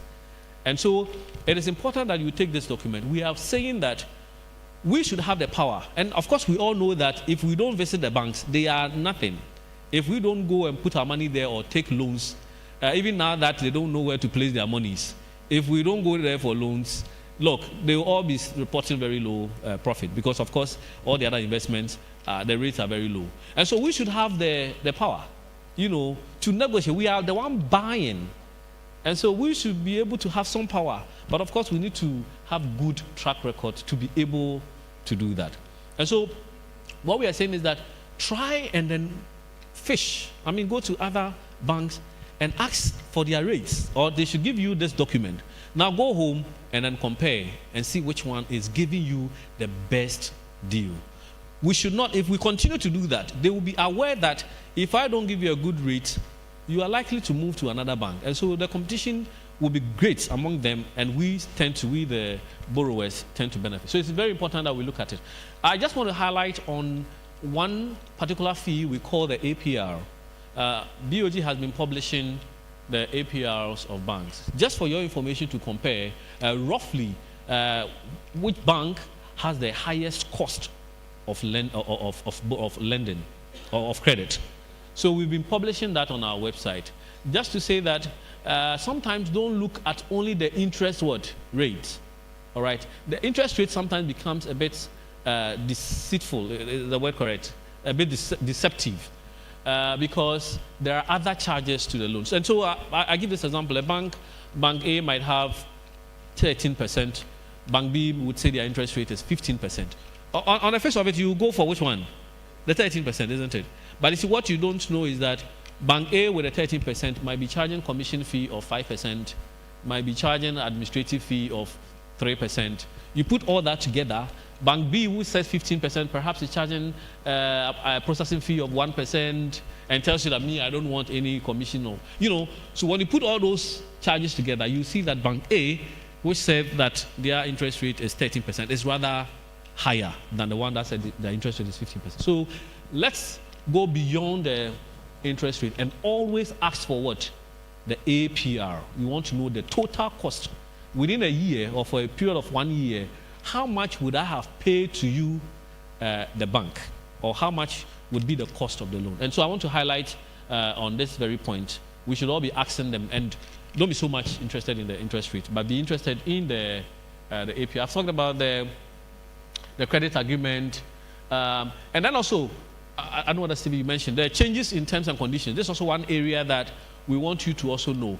If the bank wants to vary the agreement, we are not saying they should not, but if they want to vary the agreement, they should inform you before they do that. We are saying minimum 20 days they should have informed you before implementing that, so that you are very comfortable. You can really take a decision whether you want to continue with the new terms or new changes. If not, then you can what? Cancel the facility. And so let's take advantage of that as well. Now, also, we have what we call the early settlement penalty fee. We have what we call the cooling off period. These are things that the bank has introduced to make borrowers a bit comfortable in your borrowing decision. So, for instance, the early settlement penalty, we are saying that we looked at what banks were doing. You have a loan and you want to go and pay off the loan, and the bank is telling you then pay 2 months interest for not waiting to the end of the loan tenure. Then they want to penalize you for that. Now, we know that, yes, you might have distorted their flow, their cash, their liquidity, you understand, by paying early. And so if they want to penalize you, we have reduced that penalty to 0.25%. So that's if they want to charge at all. But the interesting thing is that when we introduced this, most of them have actually stopped charging penalty for coming to pay earlier. Almost all of them have stopped. And the next one is cooling off. Here, what we are saying is that we know that sometimes you are in a hurry, you have some goods that you want to clear from the port and all that. And so you might end up in a very high cost loan. But just when the loan was disbursed, you have somebody who is giving you a cheaper loan. And so it makes sense that the very first one that you got, you should let the bank return their money. And so we are saying that because of that, we have mandated that after the loan has been disbursed, you have 5 days to cool down. All right? 5 days to cool down and reflect whether indeed you need that money. And if you don't need that money, the bank can comfortably take their money back without you suffering any penalty. But that is different from when you have taken it and you are bringing it back within that 5 days. And it's more of an early payment. And so that in that case, the 0.25% can apply. So these are just cushions to just make you comfortable and not be in a haste to take credit facilities. A few other things, let me just highlight them. Credit insurance, one of the things that we saw was that the banks were putting some premiums, markup on some of this insurance that they were paying. And so if you are paying for loan insurance 2%, maybe the insurance company is charging 1 and the bank has added 1. So we've told them to stop. You should charge the exact amount. They are not insurance companies. You should charge the exact amount the insurance company is charging. Maintenance fee on savings account, we are saying they should stop over the counter withdrawal. You remember those days when they're going to withdraw 1,000 from the counter, they will tell you then you pay some money, otherwise go and use the ATM. We abolish that as well. Collateral, change of collateral, my colleague had mentioned. We are saying that you don't own the collateral, you don't own the asset. It is just to say that I'm using that to secure the loan. And so they have no right to cause the name change, either jointly or in the bank's name. So we've abolished that. Now this one is also one of the things that we've done to also help borrowers. Now you see that you go and take a loan, and then you are supposed to pay every 20th. And on the 20th you couldn't pay, and so they say for late payment, we are charging you 10%. All right? Now, what we saw is that 10% that they charged you, they add it to the loan so that the subsequent month, when they're calculating the interest, they add that one to it. All right? So that's more of interest on interest. Is that also? The money you took is the principal. That is what they're supposed to charge on. And maybe some interest that you haven't paid. Then they can. But for this is a charge. This is a penalty. So you can't compute my interest, monthly interest on that. And so we've abolished that as well. They should not do that. Set that penalty aside. Compute my interest based on the principal and then any interest outstanding. So that has also, we've asked them to stop. Now, after all that I have said, if you are suffering any of this, what do you do? First of all, report to the financial institution. Remember I mentioned that they are all supposed to have units or departments to handle complaints. We are saying that when they do that and you are not happy with that, proceed to BOG. And then if you are not happy with what BOG will also do, you are at liberty to move to the law court. But you see, we are just we are making life comfortable by going through this process, because the court takes a long time and there's so much cost. And so we are saying that even if you are not comfortable dealing with the institution, you can still come to BOG, but just that we always we frown upon that exhaust the institution's processes And if you're not happy, you can proceed to the Bank of Ghana. Now, they have 20 working days to resolve your issue. They have 20 working days to resolve. But then, of course, if the complaint relates to some digital financial services, then, of course, they have only 5 days to resolve it. But aside that, any other complaint, they have 20 working days to do that. They can, if it's too complex, ask for additional 10 days to resolve it. Now, if not, then it comes to BOG, we also have 20 working days to resolve it. Then we'll give you a resolution. Our resolution interest is binding on the bank. Whatever we resolve on is binding on the bank. So you see that it's a better option than to go to court. But if you proceed to court, then don't come to Bank of Ghana. If you have ever started the process at BOG, then continue. At the court, then continue. Don't come back. Sometimes we may allow, if we see that you have withdrawn the case from court, we have all the evidences, then we can proceed. But we cannot compete with the court. I mean, you agree? Yes. Again, if you waited for so long, the complaint happened 6 years, and you waited for so long, and you are now coming to complain, it will also be very difficult to resolve the issue. So make sure that the complaint, the date of occurrence hasn't been more than 6 years. So these are the only limitations that we have. And again, when you go to court, don't come to BOG to enforce. We get that a lot. They've gone to court, then they come to BOG for BOG to help them enforce the judgment. And good, thank you, judgment. We are not judgment enforcers. So go somewhere else. All right. Now, that's all I have for you. But I just want to mention one last thing. Boss, with your permission. There's also a developing story. I thought that I should chip that in here. There's a developing, I don't know what I have to call it, story or situation, where there are so much funds or money in the banking sector that we cannot find the owners. All right? We cannot find the owners. And what I'm doing is I try to advise my gender. Some of us, we don't tell our wives, our partners, where our monies are. And so when unfortunately we are dead, the monies are there, then our families will be suffering. Meanwhile, the money is with the bank. Now, and we call them unclaimed funds. There's so much. If I mention the figure, I'm sure you shout. We have over close to 400 million Ghana cedis that are for between 15 to 20 years, they have never asked for it. All right? Over $50 million. Okay? And these monies are there.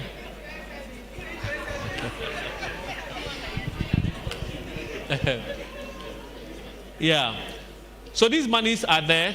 Now, what the bank did was that, and again, our brothers in the bank, not all of them, not all of them. For some of them, when they see the smartest ones, when they see that, no, this money has been here for long, then that's where they turn themselves into ghosts.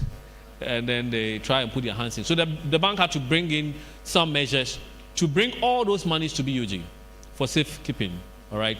So, and so we have a couple of them, a lot of monies. When we get the opportunity, we try to draw your attention. And of course, we don't want those monies to be idle. You see, I mentioned SME. Man, a lot of these monies are idle. And this is because there's so much money that are idle. And the processes are that if the money has been idle for 2 years, we've asked the bank to place some restriction on those monies. All right. Now, it will continue if it gets to 3 years, additional 3 years, and we still can't find the person. But of course, we've asked the banks to do certain things by contacting your last known address. They should call you, including your next of kin. All right. And the problem that we've seen is that next of kin, most of us were using little children. You know, I understand. They were using little children. And because people didn't understand what next of kin is, some family members too became fights among them when they see that their mother has used one of their siblings' name as next of kin. They think that it means that is what? Inheritance. In our case, next of kin is not inheritance. It's just a point of what? Contact. All right. And so let's make sure that we go and change our next of kins and put people who the bank can contact in case they cannot find you. And so these are one of the reasons, because next of kins that they used where people do not really exist. And so these monies are still there. Now, what the bank has done is that we don't want these monies to be sitting idle. We want the rightful owners to get them. And we've done so much. In fact, the banks, before they bring it to BOG, will publish the names of those people in the dailies. So imagine we have done that and we still can't find the owners. All right. So what BOG has also done is that we've also made this funds available to the public. So we said that anybody at all can go on the BOG's website. There's a link down there called Unclaimed Balances. So when you go to the BOG's website, just go down there. There's a section called Unclaimed Balances. And when you go there, just go and search your great-great-grandfather. All right. Or you can go and ask any relative that has passed. Because we believe that these funds are really unclaimed. Because if you look at how much out of these funds, the last time I checked, we had over 1.9 million number of accounts that have come. And out of that, we have only 8,000 that people have come back, that have come for them. It means that these monies are really unclaimed. We can't find the owners. That's how I made that statement. So when you go there, you see something like this, and just put the name there. When there's money at BOG, we will tell you that, yes, there's money. Go and start the process at the bank. We'll give you the banks, the name of the bank that the money, that brought the money. You go there, and then you start the process either by probate or what's the other one? LA, and then we can give back those monies out. But for now, they're idle, and we want to sensitize you on it. Let's make sure that our monies don't go idle, and then that's it. So I think that's all I have for you. Yeah. Thank you very much. Let's do it better for him. I think this is very enlightening. So, Lady Akia, this question time you have to facilitate.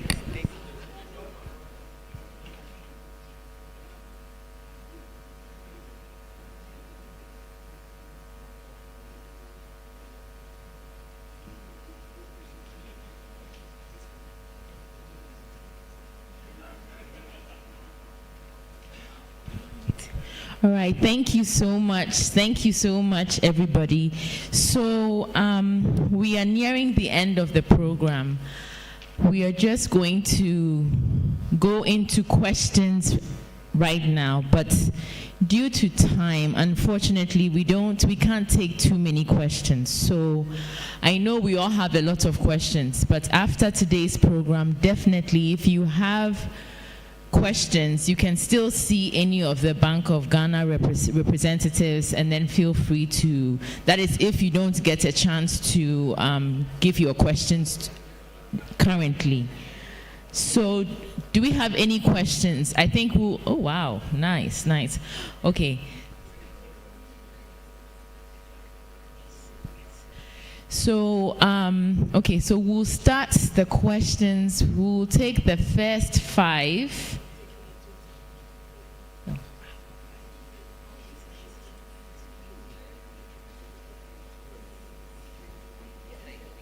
So first we'll take the first 3, and then the next section we'll take another 3. So that's, yeah. So we'll start with Madame here. And please, whilst we are answering the questions, once again, I am pleading, that is the code, the QR code for the evaluation forms. If we do not complete the evaluation forms, unfortunately, we will not get lunch. So, so please. Thank you very much, and thank you for the presentation. That was really great and eye-opening. My question is this. Hello, presenter. You said something about if there is a change to the term of the loan, you should be informed within 28 days. You have 28 days, okay.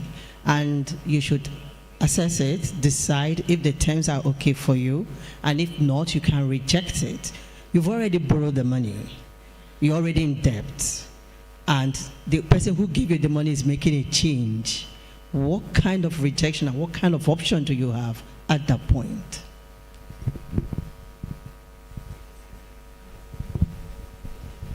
I can respond. Okay, so let me clarify. It's a choice. What we are saying is that we just want to give you comfort so that at least there are no surprises. We are trying to reduce the level of surprises. And that's why we are saying that within 20 days, they should inform you before they implement the change so that you will take a decision whether you want to continue or not. But that decision will be your decision. But let me clarify that when it comes to the change in the interest rate, that one would not take 20 days. Because of the what we call the GRR, there's also another directive that says that if your loan is variable, it means that when the GRR changes every month, your loan would also change. And again, I think I need to also mention this. What we saw, I always say these banks are not angels. What we saw was that you remember when the rates were going high, your loan keeps also increasing. When the interest rates were dropping, for some of them, they were not changing the rate, which was wrong. So we had a lot of complaints. But the point is that, so it's only those who actually watched, they were able to come to them and tell you, no, the interest rate is dropping. Why is my loan repayment not dropping? Some of them were not dropping the rate. They still maintain it at that level. Although the loan is a variable. So always look out for that, whether the loan is variable or is fixed. If it is variable, then now everybody should be very happy. Those whose loans are variable because the interest rate has to. But of course, if you don't know, trust me, some of them would cheat you. I have to use that word.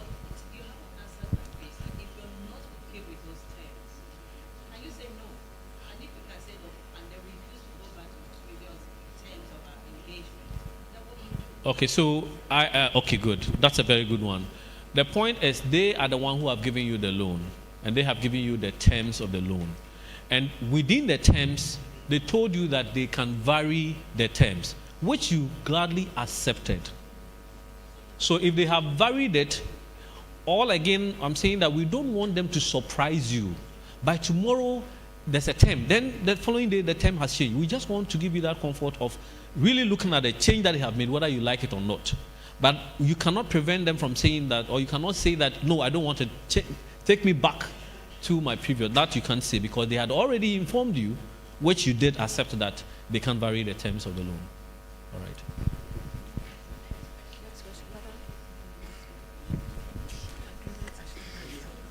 Okay, so I'm Wilhelmina. My question has to do with persons with disability, and when it comes to lenders refusing or denying them access, what are the step-by-step dispute resolutions? Should they specify any percentage for persons with disability, or the banks have the onus to do so? Thank you. All right, so thank you. The last time BOG has launched a directive called Financial Inclusion for Persons with Disability. In fact, when we checked, we realized that we were among the first in Africa to have a directive like that.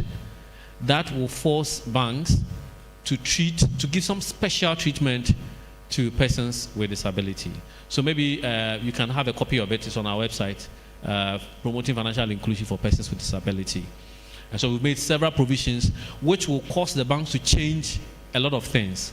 But we've seen that it requires some capital, a very good amount of capital outlay.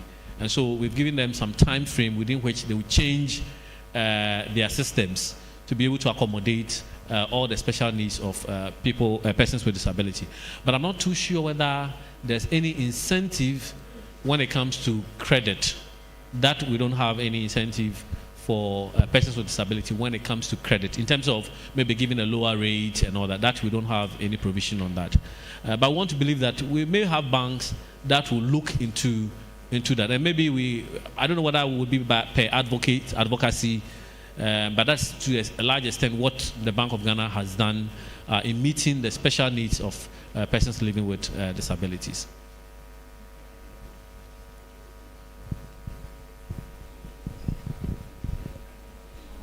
I'm Edward Lamptey. I'm a pensioner, and for over a year, I never went to my bank. So in January, I went to the bank, and when I filled my check, they say I'm not the person. I say, how? Look at the picture. It was discovered that 2 people attempted to forge my signature, but they couldn't get it. And I asked them that, since you saw the picture, and that picture is not mine, why didn't you get that person arrested? The second person did the same thing. And now you are telling me that I'm not the person. And I gave them the date when I opened the bank account, my name, and I even signed my signature.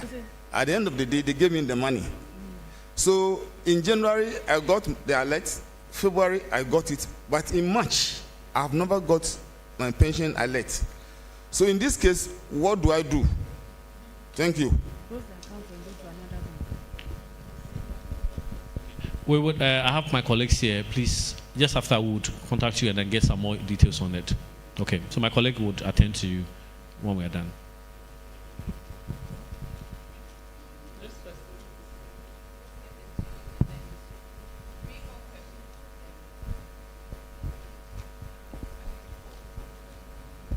Right, thank you. My question is in respect of the Ghana reference rate. It's like it's not forthcoming because I stand to be corrected. My last check was last year around June. I don't know whether Bank of Ghana will usually publish it because we need to know so that we can compare the rates. And so I see that that very information is not forthcoming. So if you can do something about it. Thank you.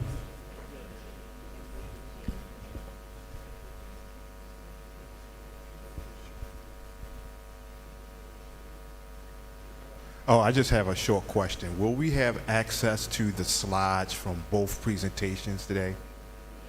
Okay, that's all.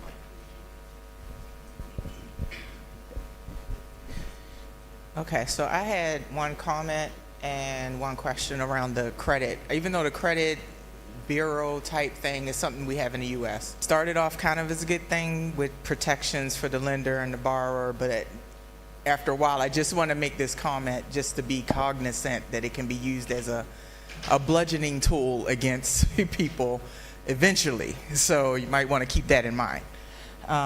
But the question that I had was, a couple of weeks ago, we went to the Exim Bank conference. It was like during the Agro Week or something like that.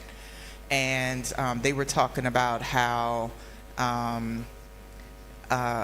things can make you more or less credit worthy from the bank's eyes. So when we were looking at the example of AGI versus the shop, AGI had all this paperwork. It was beautiful. The shop paperwork looked crazy. But, you know, taking all the factors in, it gave them a leg up because of all the different factors. But one of the things they were talking about with Exim Bank was people having paper records, not having good access to data, not having technology to help them organize all of this stuff and present in a good way. So would you all recommend that people get off of paper to keep better records? Okay, so I'll start off from the last one. I think that is my very first comment I made on we trying to formalize some of our activities. In fact, even with bringing the AGI on board the credit reporting system, you will need to even formalize your processes. You need to have a system that will capture the credit and then the repayment. And we've always said that you don't necessarily need a big system, even an Excel. And a Microsoft Excel workbook can even do that. You need to record the demographic information of the people you are giving the money to, and then also recording all the repayments that they are doing. If you don't even have that, we can't even bring you on board. And so I think that maybe I'll push this back to the AGI, even among your members, how they can formalize not too big systems, very simple systems to just formalize your activities. And that would really help. And that will give us information that we can put it up there. And if this gentleman, for instance, Flabuto had it, I'm sure that will even quicken the processes. And so it's something that we need to have a conversation on, even at your association. Yeah, so the GRR, I think I just made my colleague pull it up. It's always every month, released every month on the Ghana Association of Bankers website. I think that this is something that if you are a borrower, you should know it. Every month you should be interested in what the figure is. to even adjust and know how your repayment will look like. So it's always published every month on the association's website. And as we speak, it is about 10%. And so if your risk premium is about 4%, you should be paying an interest rate of about 14%. And so if at this point you are paying interest about 20% on your credit, there's a problem. You need to look at your facility a second time. And just wanted to comment on, we do receive the notion that the credit reference system is a blacklist. It is not.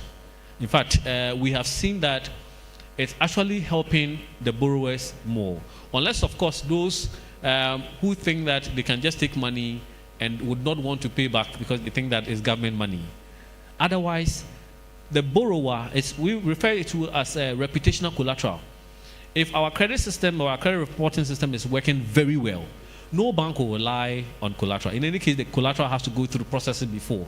But if your reputation, your repayment behavior is so good and recorded, banks will be comfortable in relying on that character to give you a loan. And so it is not necessarily a blacklist, but of course a blacklist for those who have decided not to pay their loan. Then in that case, you go to any bank, they would always reject you. And that's also one thing that we need to all be aware of. All right.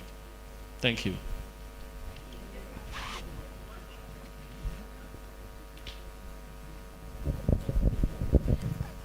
Thank you so much. Yes, I have a question. I have a question and then one a comment. The question goes, I lived in Germany and I was transferring money into my account here. And then after 3 years, I was transferring every, other month into my account over here. And then there was a time I couldn't transfer anymore because of my financial issues. So after 5 years, I returned back to Ghana. And I wanted to go for my money. And the bank did not have my money in their account. And they said they claim I should bring my, transaction, those records. And then I took it to them. They confirmed that, yes, my bank was giving me, slip all the time, overseas. As soon as you make transfer, it will give you a receipt to show for it. And I took it there. They said they didn't have anything of that sort in my account. I came to Bank of Ghana. They said I have to go to the banking, department of Bank of Ghana, banking supervision department of Bank of Ghana, and they said I have to contact my bank overseas for them to, and then for them to give me another documentation proving that they did, and they said that because if it were within 3 years, they would have documentation for me, but because it's over 3 years, going back into their archives will cost a lot of money. So then I ended up not having that money till now. And the bank no more. It was HFC and now Republic Bank.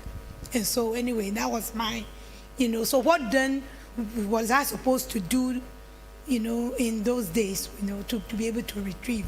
And then the other thing is thanking the AGI president and congratulating him for actually advocating on behalf of industries. Yes, it is a great thing to have access to finance, and it is another thing to be able to repay. If, for instance, my sector is where I know, where I use as an example, poultry sector. If you give me, maybe $20 million right now to put up a processing plant to rear broilers for the market, the competition that comes in from outside is so heavy that I will not be able to repay back the money. And so the fundamental problem is, how do we protect our local industries against the inflows of the heavyweight? I always put it this way: if you put a bantamweight champion in the ring saying, okay, the heavyweight champion compete, is not being fair. That is something that we really need to deliberately look at, to enact a policy that will protect the local industries from these inflow competitions. Thank you. AGI President Wasuma for the last comment. Okay, but then thank you very much. Just a quick comment on that. I think what I would always ask is that for those of you who live abroad and you are making some transfers, it's important you get these notifications from your local bank. It's very, very important that you get that. And then also, when you are traveling, it's important you let your bank here know that you are traveling. It's very, very important, so that they don't classify your account as dormant and you spend 5 years by the time you come. And then remember that when your account is being classified dormant, no interest will be paid on it. So for the 5 years, 10 years, no interest will be paid. If it was 200 cedis, after 5 years when you come, it will still be 200 cedis. So make sure that you notify your bank when you are traveling and you'll be away for a long time. Thank you very much for your attention. Thank you so much for your questions, for your attention. Just a quick reminder, please, the evaluations, we are over 100 and we only have 25. So please make a point. Without it, no lunch. And I'm serious. Without your evaluations, we cannot have lunch. That's what we are using to pay for the lunch. So I'll hand this over to Dr. Maureen for the next item. Thank you. Thank you very much. Your kind attention, please. So all too soon we've come to the end of this program, but before we leave, it's important to hear from a very special person, someone who lives and breathes and sleeps AGI.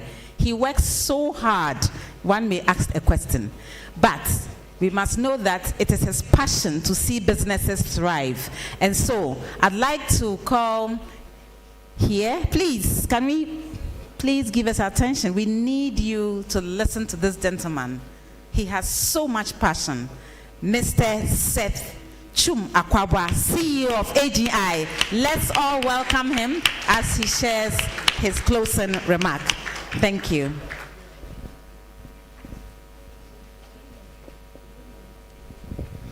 Thank you. But before I give my closing remarks, I would like to invite the AGI president, if he has any final words to share. He's our boss here, so it's just right that, especially the last presentation, if he has any final comments before we close from here. Thank you very much. Since I will not get the opportunity to speak again, maybe I'll say some few words before the Chief Executive gives the final closing remarks. We are very happy to be here, and first of all, I would like to thank the Bank of Ghana for taking their time to take us through the details of the first presentation and the second presentation. We are so grateful to you. It has been very insightful, and you can see that a lot of the members asked questions, and the questions were fully answered. So everybody is happy in this room. And we thank you again for footing the bill as well. We will always call on you. Now, this is for Greater Accra. We have Kumasi, Takoradi, Tamale, Ho, and Bolga. So we will fall on you so that this message can also be transmitted to those in other regions for the insights we in this region have received, so that it is well distributed to all members, and members can also begin to transfer the message to others who are not here as well. So thank you so much. And to my cherished members, especially the ladies in business, we are so grateful to you for this arrangement that you have been able to bring the Bank of Ghana to come to give us these insightful discussions, and we are so happy that you've been able to achieve this.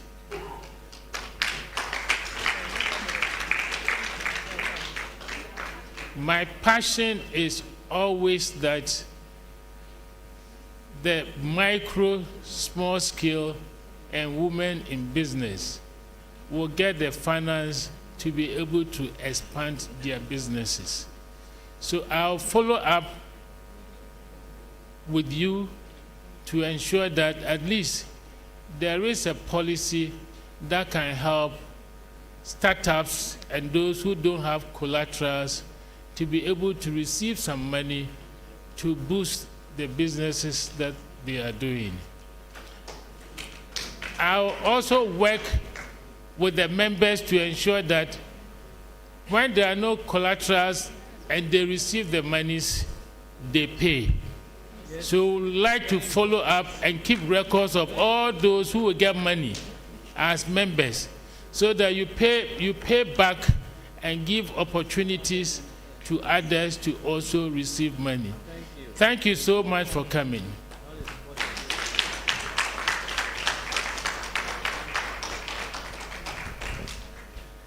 So thank you very much, President. I think we've gotten more than we actually asked for.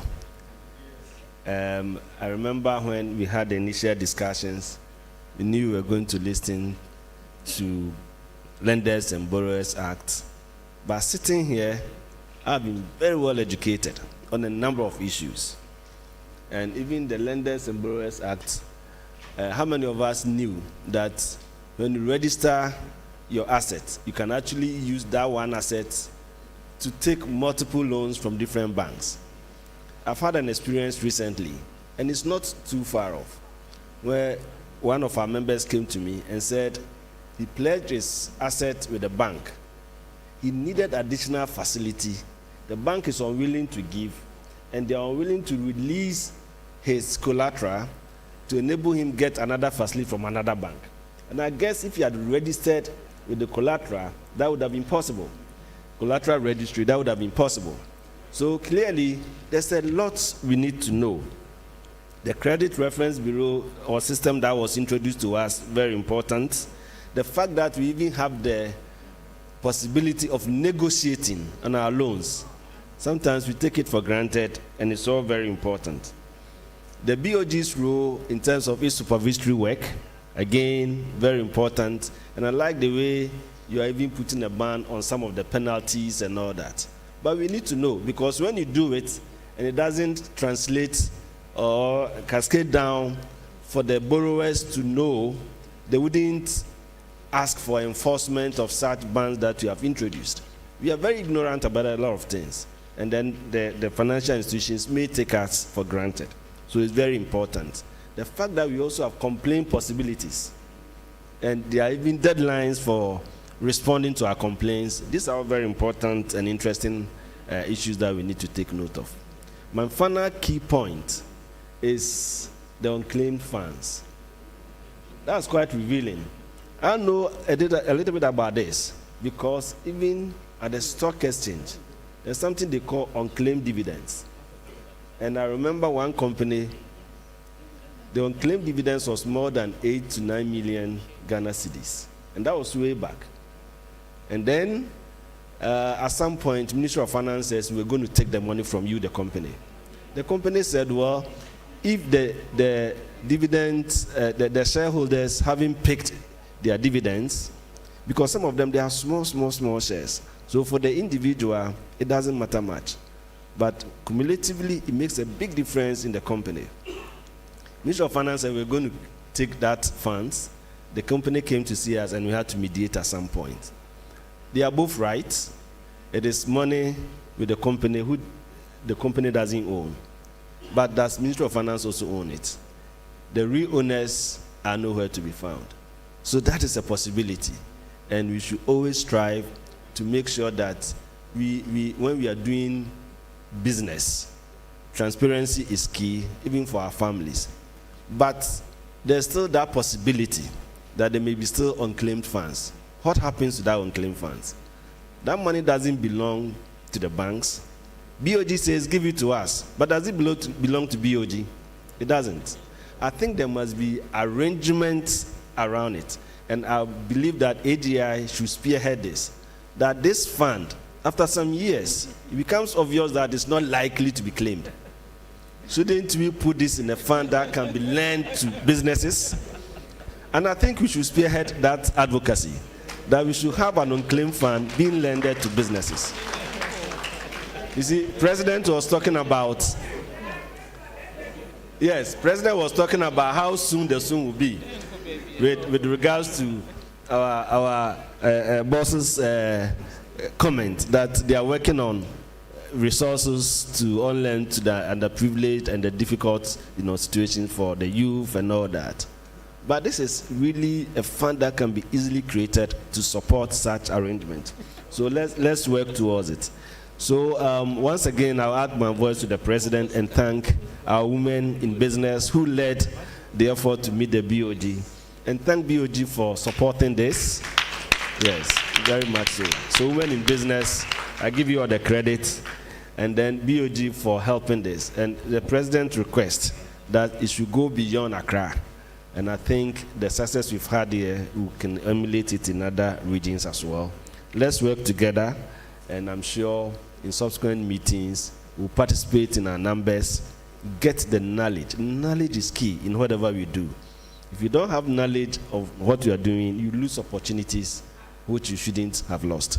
So thank you once again, and let's continue to work together. Thank you. Let's do it better, because the support we got from the AGI Secretariat was just wonderful. Mr. Jojo, all the members of the technical team and the joint team, it was awesome working together. Thank you, Mr. CEO. So what's my colleague, co-pilot?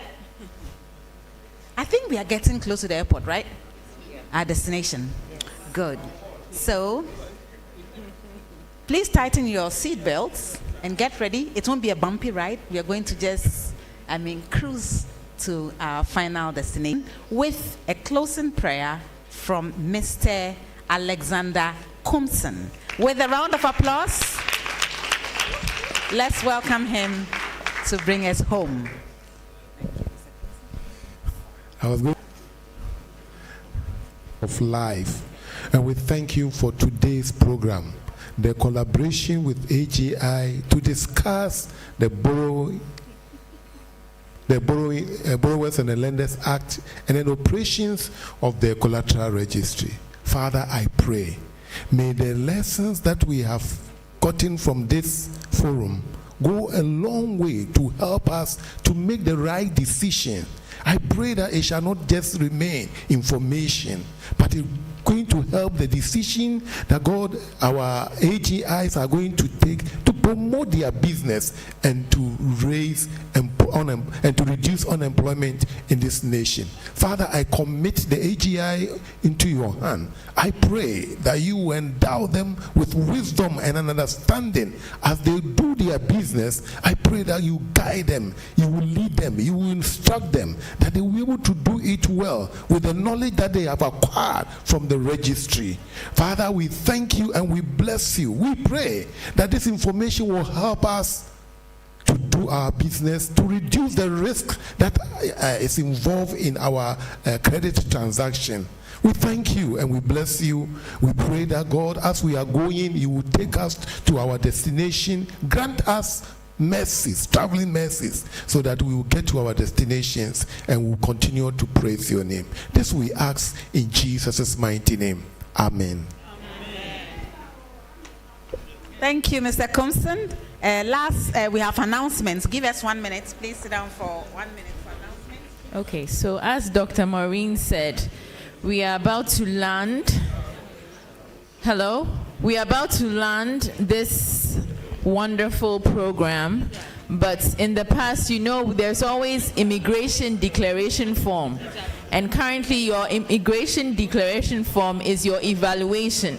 So if you do not do your evaluation, you will not have lunch and you cannot leave. So please, please, please, please, let us do the evaluation forms and then declare what we have to declare and have a wonderful lunch.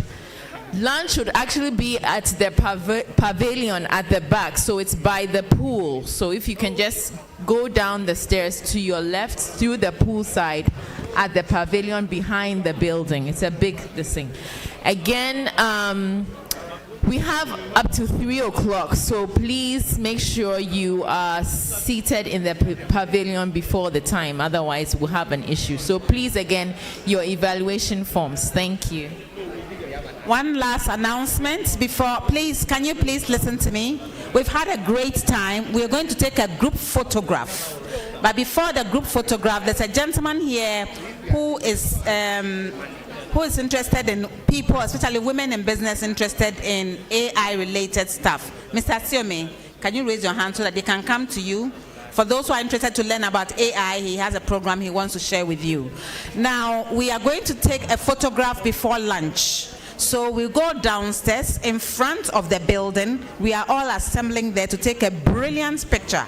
So please do not leave. After that, we'll all proceed to the dome where we'll have lunch together.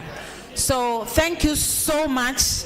And we'd like to say Aiko to all of you for staying throughout the program. I'd like to thank the Bank of Ghana and AGI for this wonderful opportunity. And for my co-pilot, thank you so much and hope to see you soon. Thank you so much. It's been such a pleasure working with you. Have a good evening. Bye.